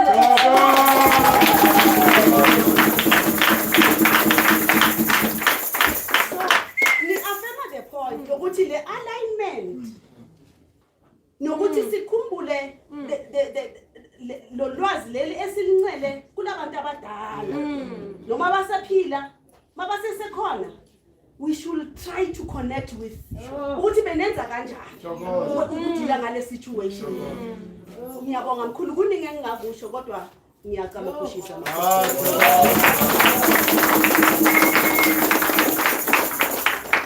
Ngiyabonga kakhulu, especially in terms of alignment. Ngikhumbula indaba nje besikhuluma nje noMatiwane la eMalangeni. Sikhuluma ngokuthi after udinga George abelungu, abelungu benza umkhuleko bathi bakhuluma nalo Jesu wabo faith. Bathi uma ungasinikela lezitha zethu ezandleni zethu siyokwakhela isakhiwo. Sikhona leso sakhiwo eNatal. Abasakha after impi yaseNcome. Yingakho thina siyambonga uDingane. uDingane ufana noMatiwane abajoja belungu. Buka-ke ukuthi impi yaseyigodlweni singeni thina leyo, and thina sibona ubuqhawe emntwini owalwa nesitha sethu. Ungathi uyiqhawe because wena ubulale usigujana o wena ubulale usibanibani ombatha lapha. Akunabuqhawe lapha. Ubuqhawe uma kufika isitha ezweni, wena uthatha umkhonto ujoja leso sitha, uyiqhawe kithi. Uyiqhawe kithi. Hayi ukuthi wena ujabulele ukuthi hayi no wena uyiqhawe because uthole ukuthi ufike bakwaDlamini beyiqeqembana nje encane, weza ke wena wazoba lentuza thatha ubukhosi babo. Asubuqhawe lokho. Iqhawe umuntu who was fighting against the invasion of the colonizer. Manje abanye abantu iyabadabu inkulumo. Akumelanga sipraise uDingane. I'm the first one to hate uDingane. Ngoba uDingane wabulala ukhokho wami Matiwane. Wamnquma. Kepha leso senzo ngisibekele esayidini ukuthi bokuyimpi yomndeni yasekhaya. Ngoba siyafana sonke, sizalwa umuntu oyedwa. Uma kulwa abomndeni ayikho semqoka leyo nto leyo ukuthi ibe above manje isitha sethu. Isitha sethu umlumbi. We must be there for that. Umuntu waseVenda can never be isitha sami. Even though ngixabane naye umfowethu lo. Ngelinye lamalanga siyogezana inyawo nalomuntu. Ngoba siyazalana. Emndenini izimbi bakhona. So ungalulinge nje ukhukhumaze wena ngoba ushaye umakhado level. La bavas. Ngoba ushaye umakhado. Kepha uhlulwa belungu. Yini leyo? Ubula lobo makhado. siyinto eyodwa iAfrika yonke sizalwa uba indlovukazi that carried what is called the mitochondria DNA that is able to produce every color of humanity. Yiyo le ndlovukazi esizala thina sonke abantu abamnyama. So we from one womb. Uma siye Pitori lapha siyohlangana nabafowethu abakhuluma olunye ulimi kepha ulimi lwesinguni. We are one. We are never sihlukane. Manje into kumele silandelele. Enye into ke makhehla njengoba siyogeza le Durban thina sikhulumi nje ngomlomo siyenza. Kunini sikhalela lento. I've been engaging i-controlesa ngalento yenhlambululo for years. Nanamhlanje abangangizwa. Yingakho kufiwa kangaka la eSouth Africa. Amaqhawe namaqhawekazi afa asaphethe umkhonto ubheke phezulu. Uthi manje sizoya ukubulalana thina. Lamakhosi awayazi lento. Futhi ngiyawahlonipha mengithi amakhosi. Ngoba akumelanga kuze khale thina. Angithi bamakhosi. Manje wayebangayisukumeli lento bayibona ukuthi sizwe siyafa. Bathulile. Siyabonga Ndlovukazi. I-alignment is everything. Lento iNdlovukazi eyisho. Shokuthi mase sithathe over. Umuntu oqala okumele simfake ejele for being a Christian. Mele si-align ne-date missionary yokuqala yafika ngayo la. Simgwebe ngaleyo date. Sihlale nje. Silahle isikhiye futhi. Sisilahlelele. The-alignment is very important. And the Amabonu knew that. Ukuthi some of the things as the sustainer, lobu evil bar, they are from alignment. So yonke into ukuze sikhulwe yingakho GK asenza amapati thina. Mesamba these 4 cardinal points asamba amapati because the alignment is there. Every cardinal point, it's a vortex. I-vortex esithi mesikhuluma kuyo sithulula okusenhlizweni izulu lizwe. Bese ke liyenza sibone ngama-signs. Sathi sibuya le eLimpopo ifake yePope yafa.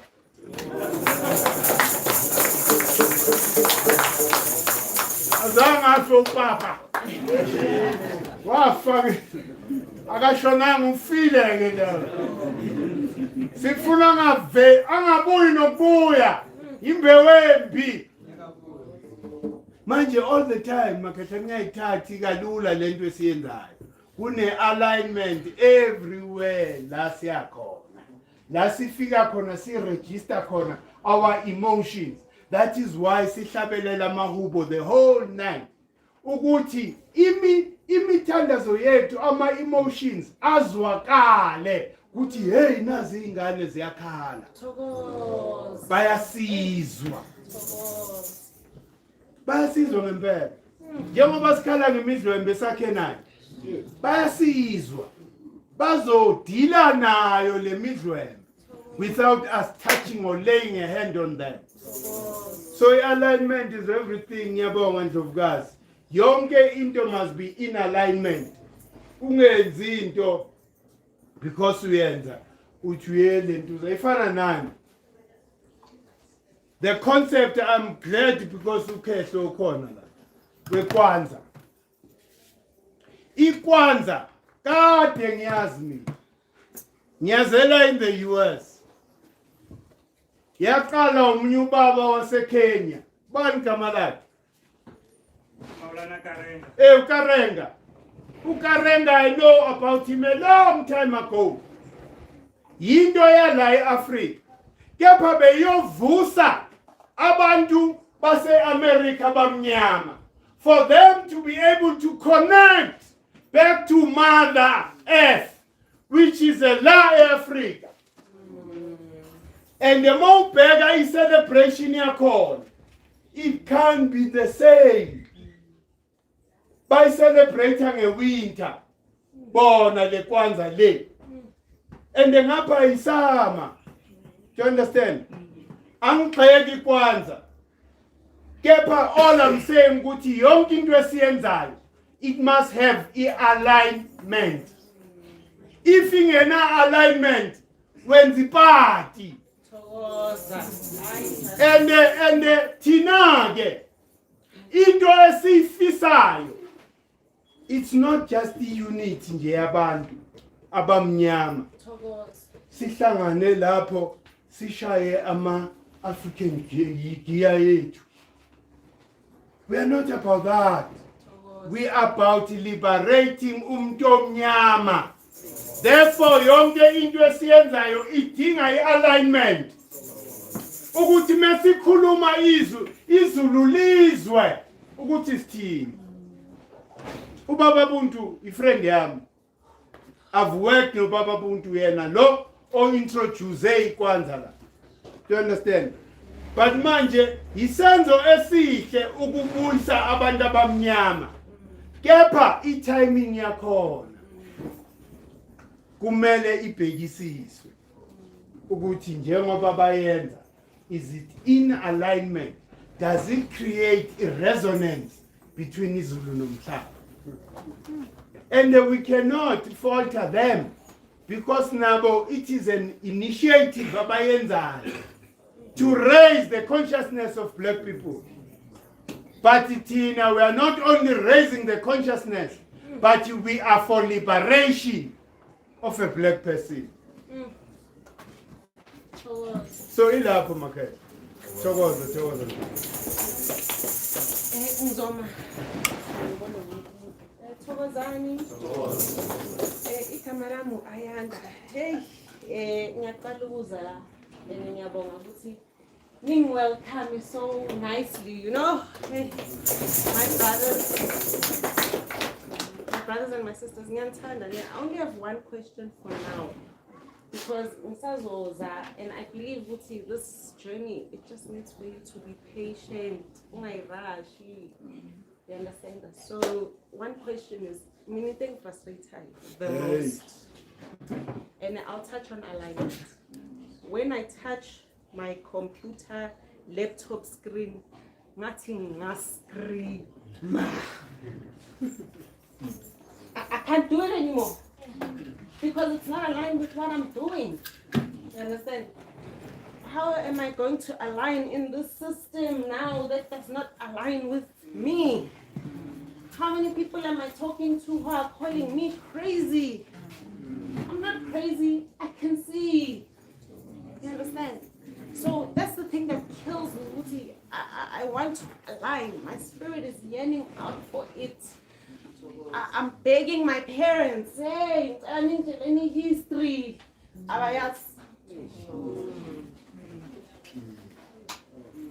Kunzima, guys, it's not easy. We can make it easy. It's not easy. It's heavy on me. I'm unhappy. I'm not alive.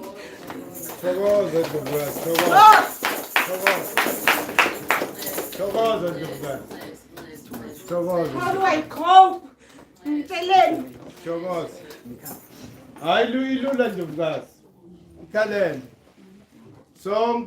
were in that confusion until you better understand yourself.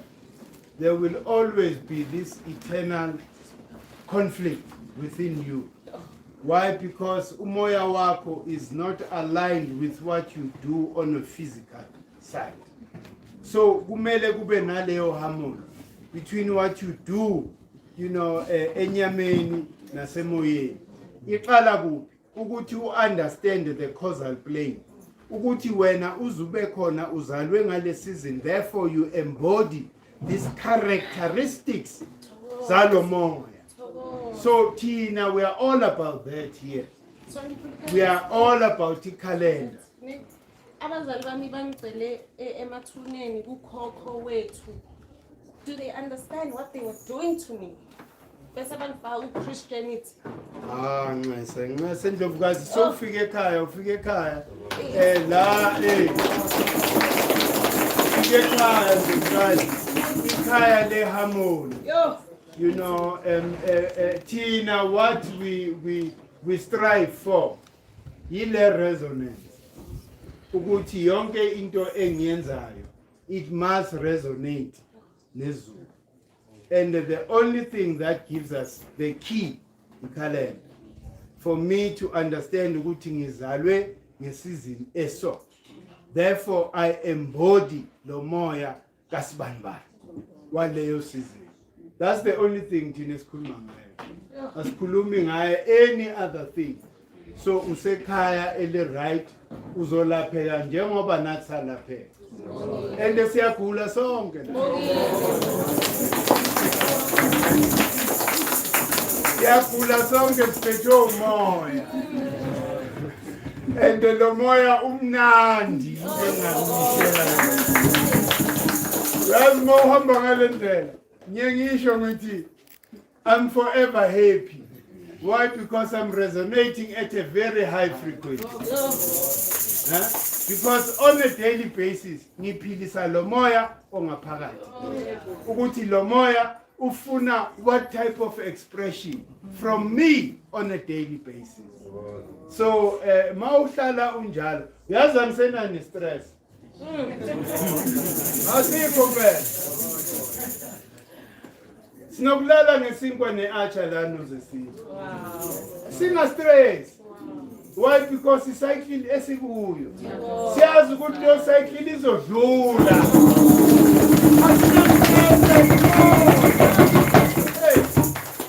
Waphuka imoto la, mele ngambisa umntwana, kepha umoya wathi khululeka. And yazi ngayikhohla indaba yemoto.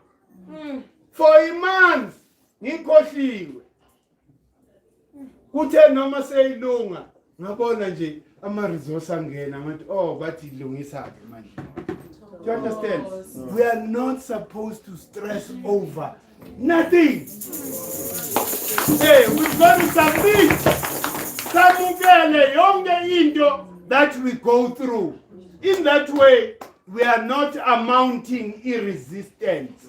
Because the minute you say, why me? Why lento? Why ngenayo? You are mounting a resistance.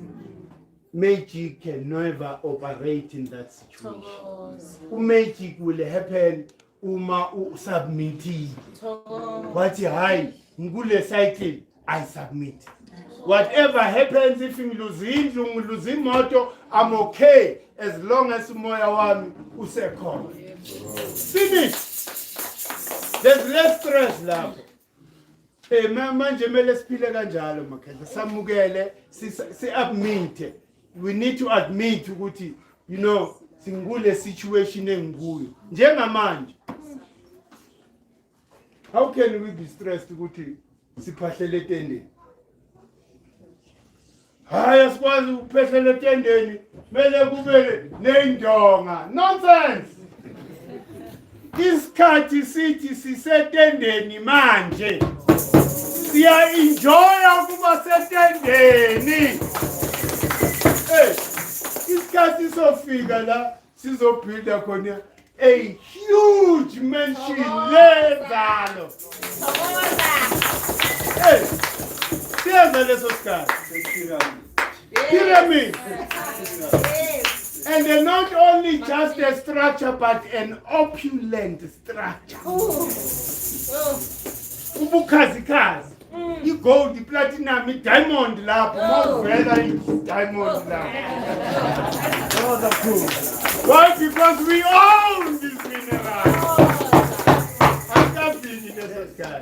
So we need to accept ukuthi sikule simo esikuso.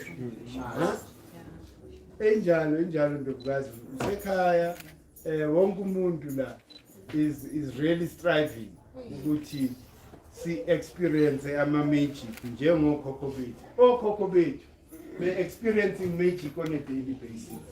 Why? Because ngokungena resistance they understood ama cycle nature ukuthi nature mengibeka la fana season. If season ikuphethe kabi ikuphethe kabi, you can't pretend ukuthi hayi le season imali ingene waya kune season la ulala khona ngesinkwa namanzi. It's okay.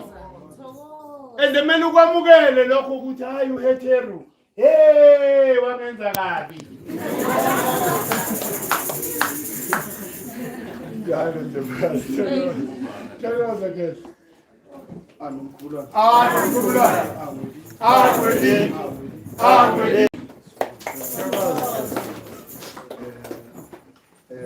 Mkhulu mina nje uzokuwa and ubuswa ile nto eshiwo usisi since sikhuluma nge-alignment bengifuna ukubuza since namhlanje sihlanza konke lokhu esifakwe abalungu bengicela nje ukubuza ukuthi and khona sisuke wayibuza le question wathi uzobuya kuwe ukuthi when it comes to ama-funerals wethu ukuthi how we used to like ukuthi singcwabane ngakhona amakhosi mawabeka ukuze noma vele umoya sokhuphuka mawureincarnate ubuye ezithwanga elihle because lento esibona manje vele yenzakala siyabona ukuthi like align nalento esihamba nje and emakhaya esikhulela kuwo bayiresista le information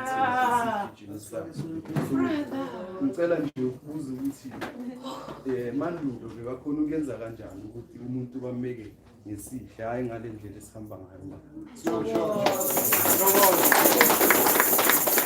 Abokhala into engayisho ukuthi yabona lo muzi wasekhaya ngokuba ithuna lomuntu.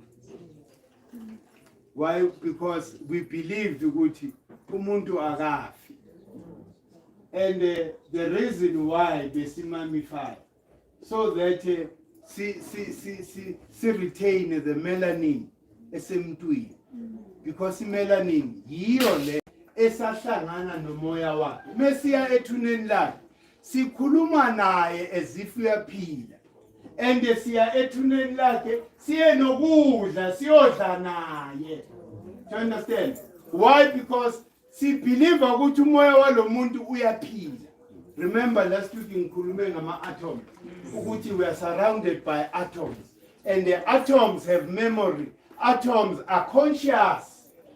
So therefore umuntu mesikhonile ukuthi si preserve the melanin in that body, we are forever sure ukuthi mesiya lapha siyokhuluma naye.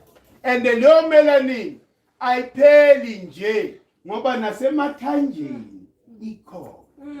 Mesiye emathuneni asiyo khuluma namathambo, kepha siyokhuluma nalomuntu because amathambo akhe still contain melanin esixhumanisa nomoya wakhe. So ukungcwaba kwethu kuhlukile. Asingcwatshwa umfundisi thina. That's the first thing okumele uyazi. Umfundisi akumelanga abe khona futhi ngiyonipokela. Ngathi ngahamba nangilethela lama fake abefundisi la. Ngiyoqoka mpela. Ngoba mele ngikhashwe abasekhaya. Ngeyibongo zasekhaya. Manje ke umntwaledi lo oqashiwe nge-5,000 ukuthi azongcwaba. Waze lapha mangwane. Umfundisi ayafunile.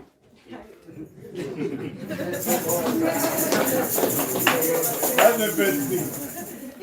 And the mawufike ekhaya nitshele omama yingakho bagcwele emasontweni ngoba bafuna ukuthi mebeshona kube nomfundisi.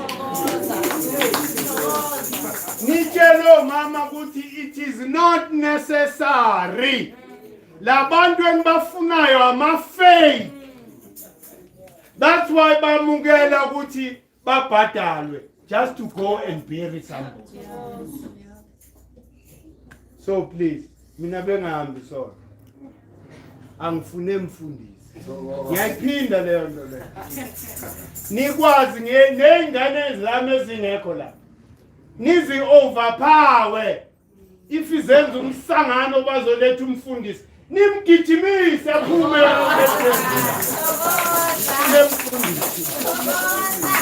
Belenza amangwane lebhezini. Azomkhipha la. Hayi fake ebhadale nge-5,000. Uthi ngizokhululeka kanjani? Yingakho ke futhi iphuze linye wena khaya. Yingakho silwela umhlaba.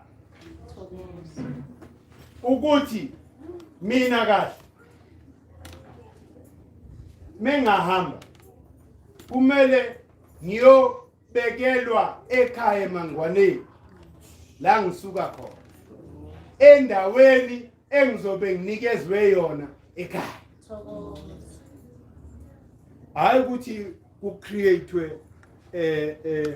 insimu yethu ama-Avalon bonke lamasimini insimu yethu. So mawutshala abantu lapha ngithi ufuna bafe abanye bazotshalwa nabo la. That's what we do with the system yomlungu. Si loko si creator insimu zedumbu. Mina mele ngingcwatshele egcekeni lomuzi wami. So that ingane zami ifika zizokhuluma nami ngikhona lapha. And angifune ebhokisi. Bazohambe nokuthengana nama-casket useless. Inkomo yami ningizikhulu. Yes. Ningibele la. Zoba sharp. So ila enye into yomhlaba yilento ukuthi kumele sibuyele endleleni yokhokho bethu. Amathuna abantu bethu kumele kube yizinja. Esikhona ukungena namesithi siyobabona ngihamba nezingane zami siyobona ubaba wami uba umkhulu wami. Sifike sidle lunch naye. Sikhulume zifu yaphila. Manje ke mesesi bekwa lapha eAvalon. Kwenzakala abathakathi benza. Banengi abantu babhaqwa lapha emathuneni ebusuku. Uyabona into enjani? Ingozi leyo nto kepha iprocess sesiyenzile umama Ngomezulu. Kunama funeral esawa mathini esawa leader. And esiwa leader from the back. Ngokuthi sibancedise ukuthi hayi ngesikhathi esiso kumele nenze kanje. Ngesikhathi esiso kumele senze kanje. Hayi ukuthi thina siphethe umsebenzi wefamily. Kepha thina siyagayida ukuthi ngokwenkolo yesintu kwenziwa kanje nakanje nakanje. Hayi ukuthi umkhulu sekuyasukuma lapho uyoshumayela. Maze lapho umuntu yofakaza into engayo. Thokoza khetha thokoza. Thokoza. Ngithanda isiqoko sakho. Nesheti yakho hayi ya. Uphelele thokoza.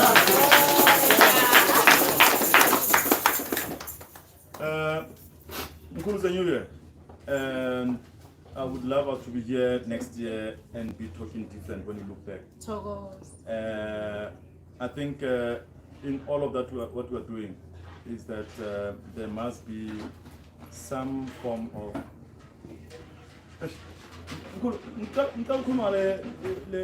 three things that I want to do in 1 minute. BMW. The one that was making noise this week. I remember I saw this as I was driving. Sure.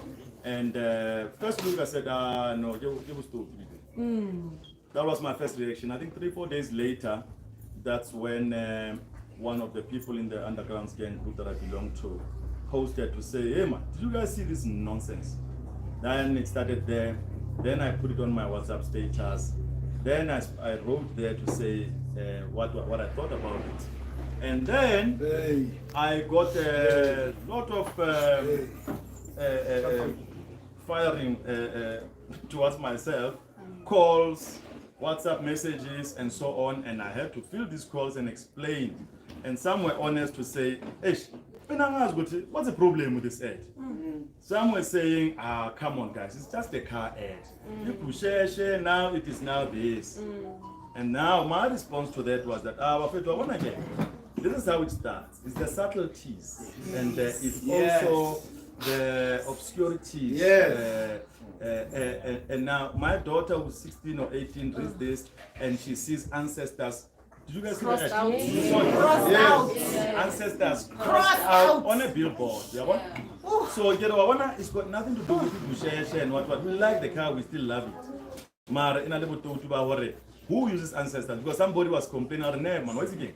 Ancestors is just an English term, it's there in the dictionary. It says our grandparents. No. Ancestors in a South African context. Grand is a name that we can say we are custodians of because we are the ones who, when I make a speech, I'm going to thank my ancestors. When I'm going to pass about Kiro and the ancestors. Nobody else. They've got ancestors, but they don't talk about them. So for them to write that, it means bad poker. And then we want to try and reason out and rationalize and say, come on, can't. And guys, I want to say we shouldn't let things like that just like because it starts there and then muscle sport happens because you allow that nonsense as a billboard to go ahead. Number one. Number two was Mkulu Tabaya buying black Mkulu.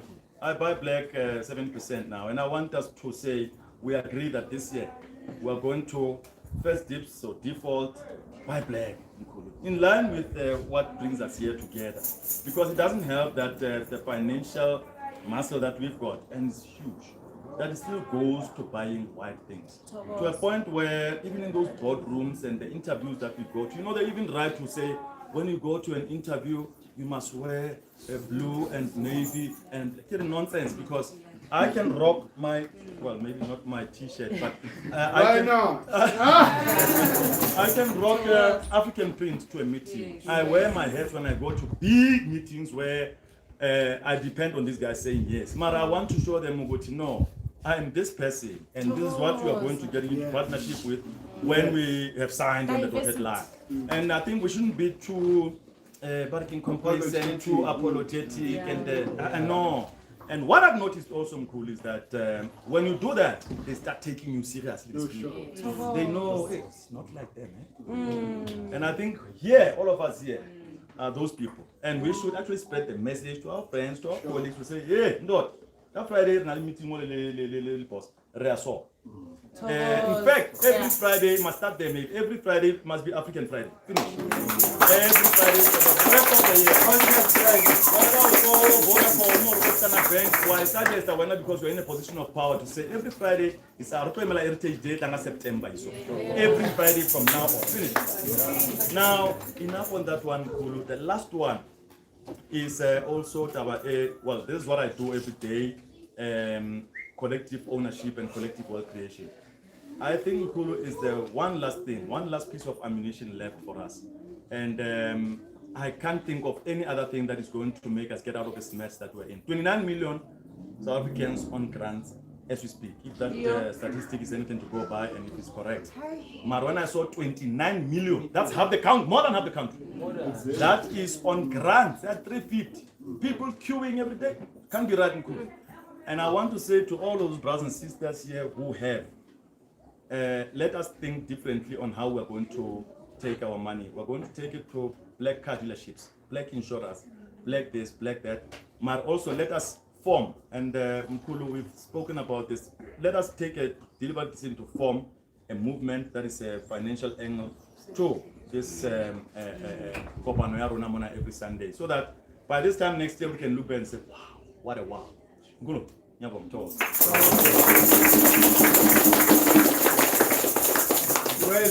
on the first issue, the BMW. The message is quite clear. They are then saying to the youth, forget about your ancestors. Live your dream.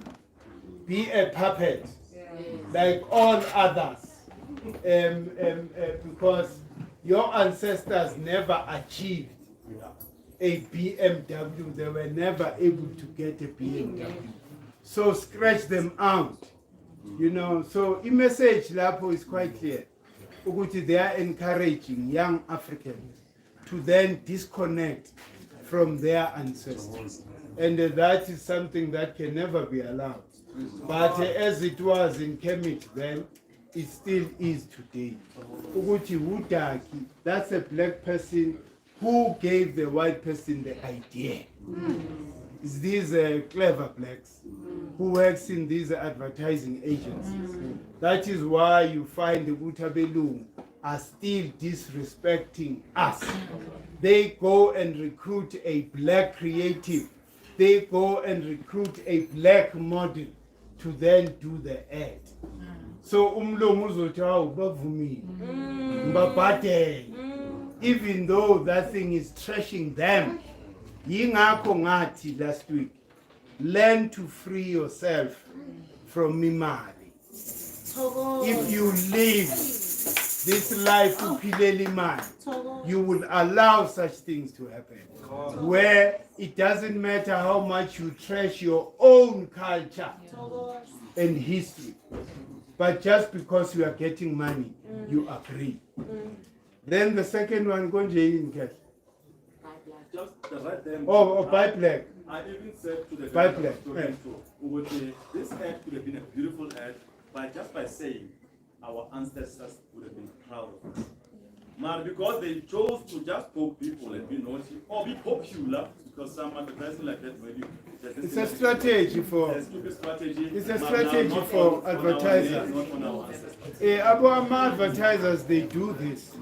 They come up with something that will create, confusion and debate, so that everybody now is concentrating. Born, they've achieved. Whilst they were busy, screaming at each other, but they've achieved the objective. BMW, the new one, is now known by everybody. Then, when it comes to the issue of economic, I would like to, from me, a projection here is from next year. We can then look at the issue of the economy. Remember, Guti, umoya ute. You cannot move to the second tier ungaga master the first tier. The first thing is unity. Okumele siyodemonstrate ePitori mesibuya enzalo. The 29th of September, we are in Pretoria, Atteridgeville, to demonstrate the black unity. In that way, when we meet in such gatherings, we are meeting not for the purpose of Lasha Umlenze, pen. Gepa, for us to plan for the year. Uguti, what can we achieve as a collective for this year? So everything will be decided then, because we must then have a day, once a month. Maybe I try to call city buy black. But now we can't be strong on that message, because 90% of businesses they look in the owner are foreign. It's not us. So you say buy black, buy us. For who? Because the white man still benefits, the Indian guy still benefits, the Chinese still benefits, the Pakistani still benefits. So who are we promoting this thing for? Yingakho mele kube yithi si united qha. Then we decide ukuthi for this year let us launch baker. All of us no longer buy bread from any place but this one. Then we add imbugu. Then we add the fish oil. that when we say buy black, we are definitely sure that the money is going to circulate amongst ourselves.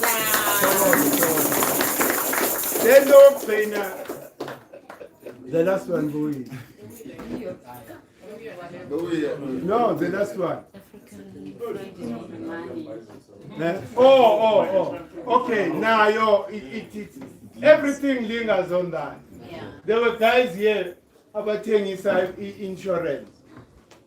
Ngithi kubo hayi ukuthi thina lezi zinto angeke sizenze. Kepha ngokomqondo we are not there yet. Until we achieve black unity and demonstrate it, we are not ready to launch any economic program. Because whatever we launch without the demonstration of that black unity is going to fail. So let us demonstrate that unity, then that will give us the platform to launch anything that we want. Because if we all agree as black people, which we are no longer buying fish oil from that Kramke, we are buying fish oil from that guy, you know, who belongs to GK or Shale Free State. That's all.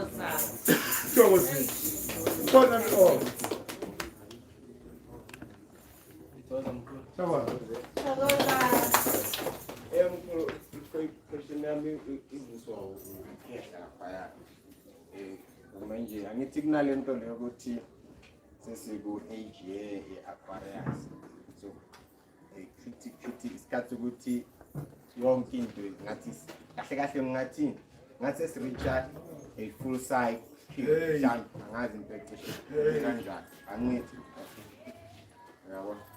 So uthi ukhehla legama lithi ancestors mhlambe lize nabelungu. And then ngengabona somewhere omunye ethe ancestors. Yebo. Bese kuyangibonela ukuthi angayithabazanga nalo yabona. And bese nelinye igama angithi uNkulunkulu yonke into yenziwe amanzi. Yabona? Amanzi angifuni ukuthi ngesizulu manje. Ngifuna ukuthi mhlambe ngithi ngesintu amada. Mada. So nalo mada lo now bam ngathi expropriate futhi yabo. Bese elinye igama intuition. Into babathi follow yo into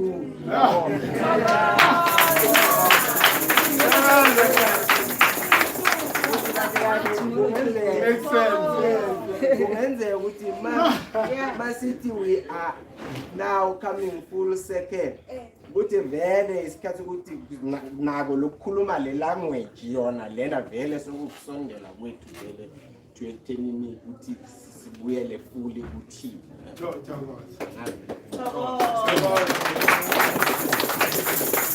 I answer because it's clear. Usifundisile into besingayinakanga siyabonga kakhulu. Thanks so much, Kat. Thokoza. Sevala.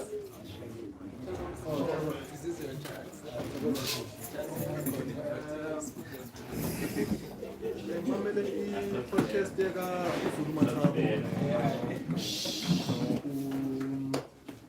Bani Bishop lo Makhongo ngaya Bishop Makhongo. And then labakhuluma ngalelo gama lelo Jesus ukuthi mina because bakhona abantu ababizwa Jesus. Oh yeah, France. Like when soccer player idlala iArsenal. Igama lakho Gabriel Jesus. So labai break down ukuthi lelo gama lelo mina. Bathi eBhayibhelini noma ubheka phakathi like akukho la uJesus khona akhuluma kahle ngabantu bakubo. You understand? And uJesus nanoma athi akakhipha amademoni awafaka engulubeni. Lelo gama lelo mabali break down but inewe lo J E H kahle kahle Jesus. Jesus and the sus means ingulu. So ingulu.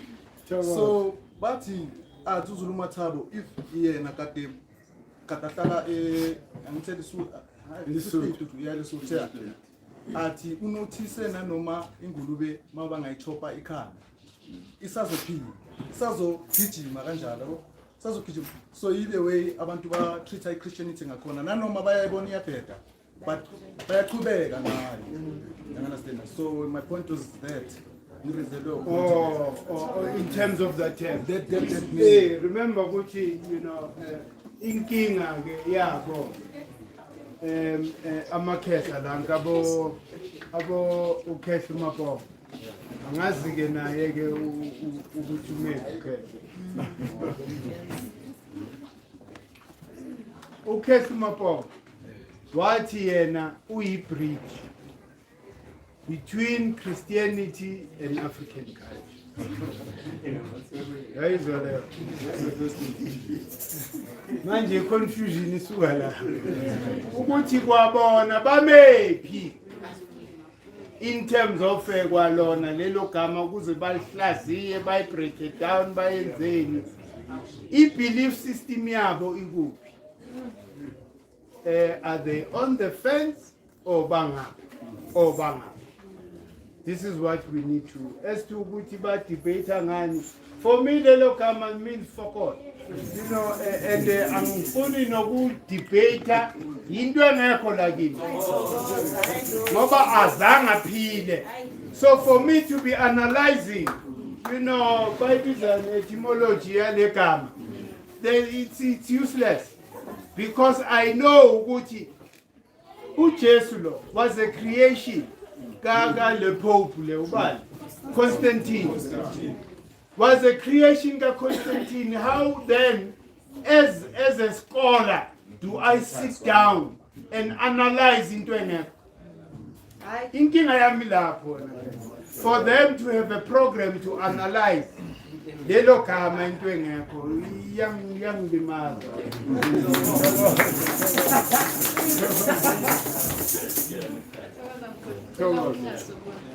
Igama Omirel ngicabanga ukuthi kusho kwe6 fika la ekhaya nganitshela ukuthi sengiyi-magician.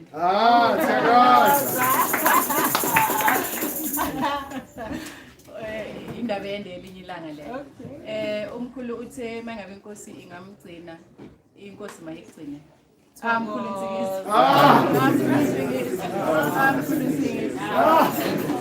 inkosi mayigcine size sivuthwe nathi ukuthi njengoba ushilo ukuthi ungathi mase mhlambe ulala wena bese iyaphela yonke lento.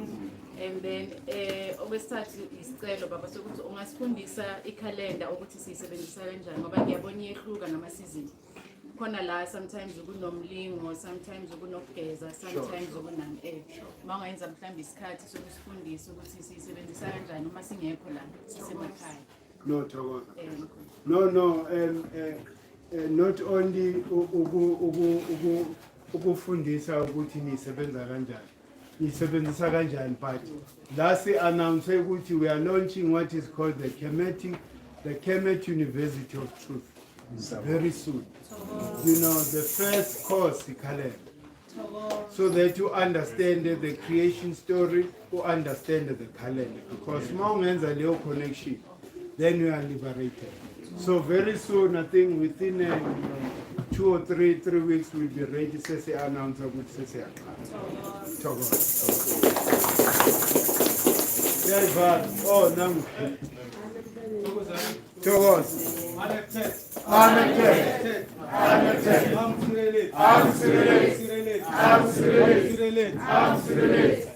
Ajehud,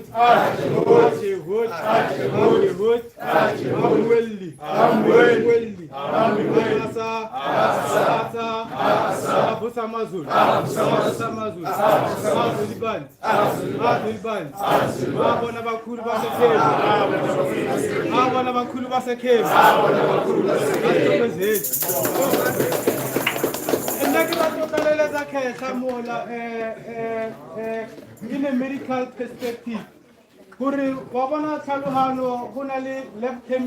left hemisphere, the right hemisphere, and in that sphere is in a 4 quadrilateral point of view, meaning hunali alpha, beta, delta, and omega. Yeah. So the word alphabet, it comes from the alpha beta. Thokoza, The left hand side is the logical side, ke heritsoha. Yeah. And then the right hand side is the unconsciousness, kilabadim. Yeah. So we wanted to create this synergy between the left hand side Yeah. and the right hand side. Abu Samazu. Abu Samazu. Abu Samazu.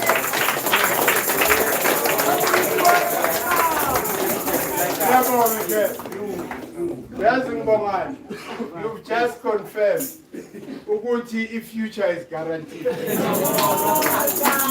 is guaranteed. Because that is the foundation of our information content here, to harmonize between the left and the right. Thokoza, sevala mafethu, thokozani, thokozani.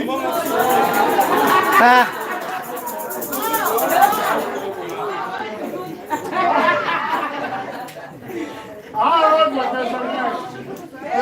hayi amngene yonke nje ukusikipa.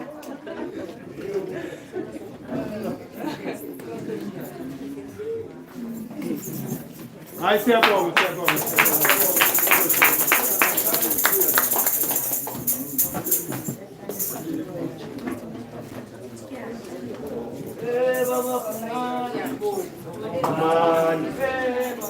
Wevumani ngathani Nkomi. Wevumani. Wevumani ngathani Nkomi. Wevumani. Wevumani ngathani Nkomi. Wevumani. Wevumani ngathani Nkomi. Wevumani. Wevumani ngathani Nkomi.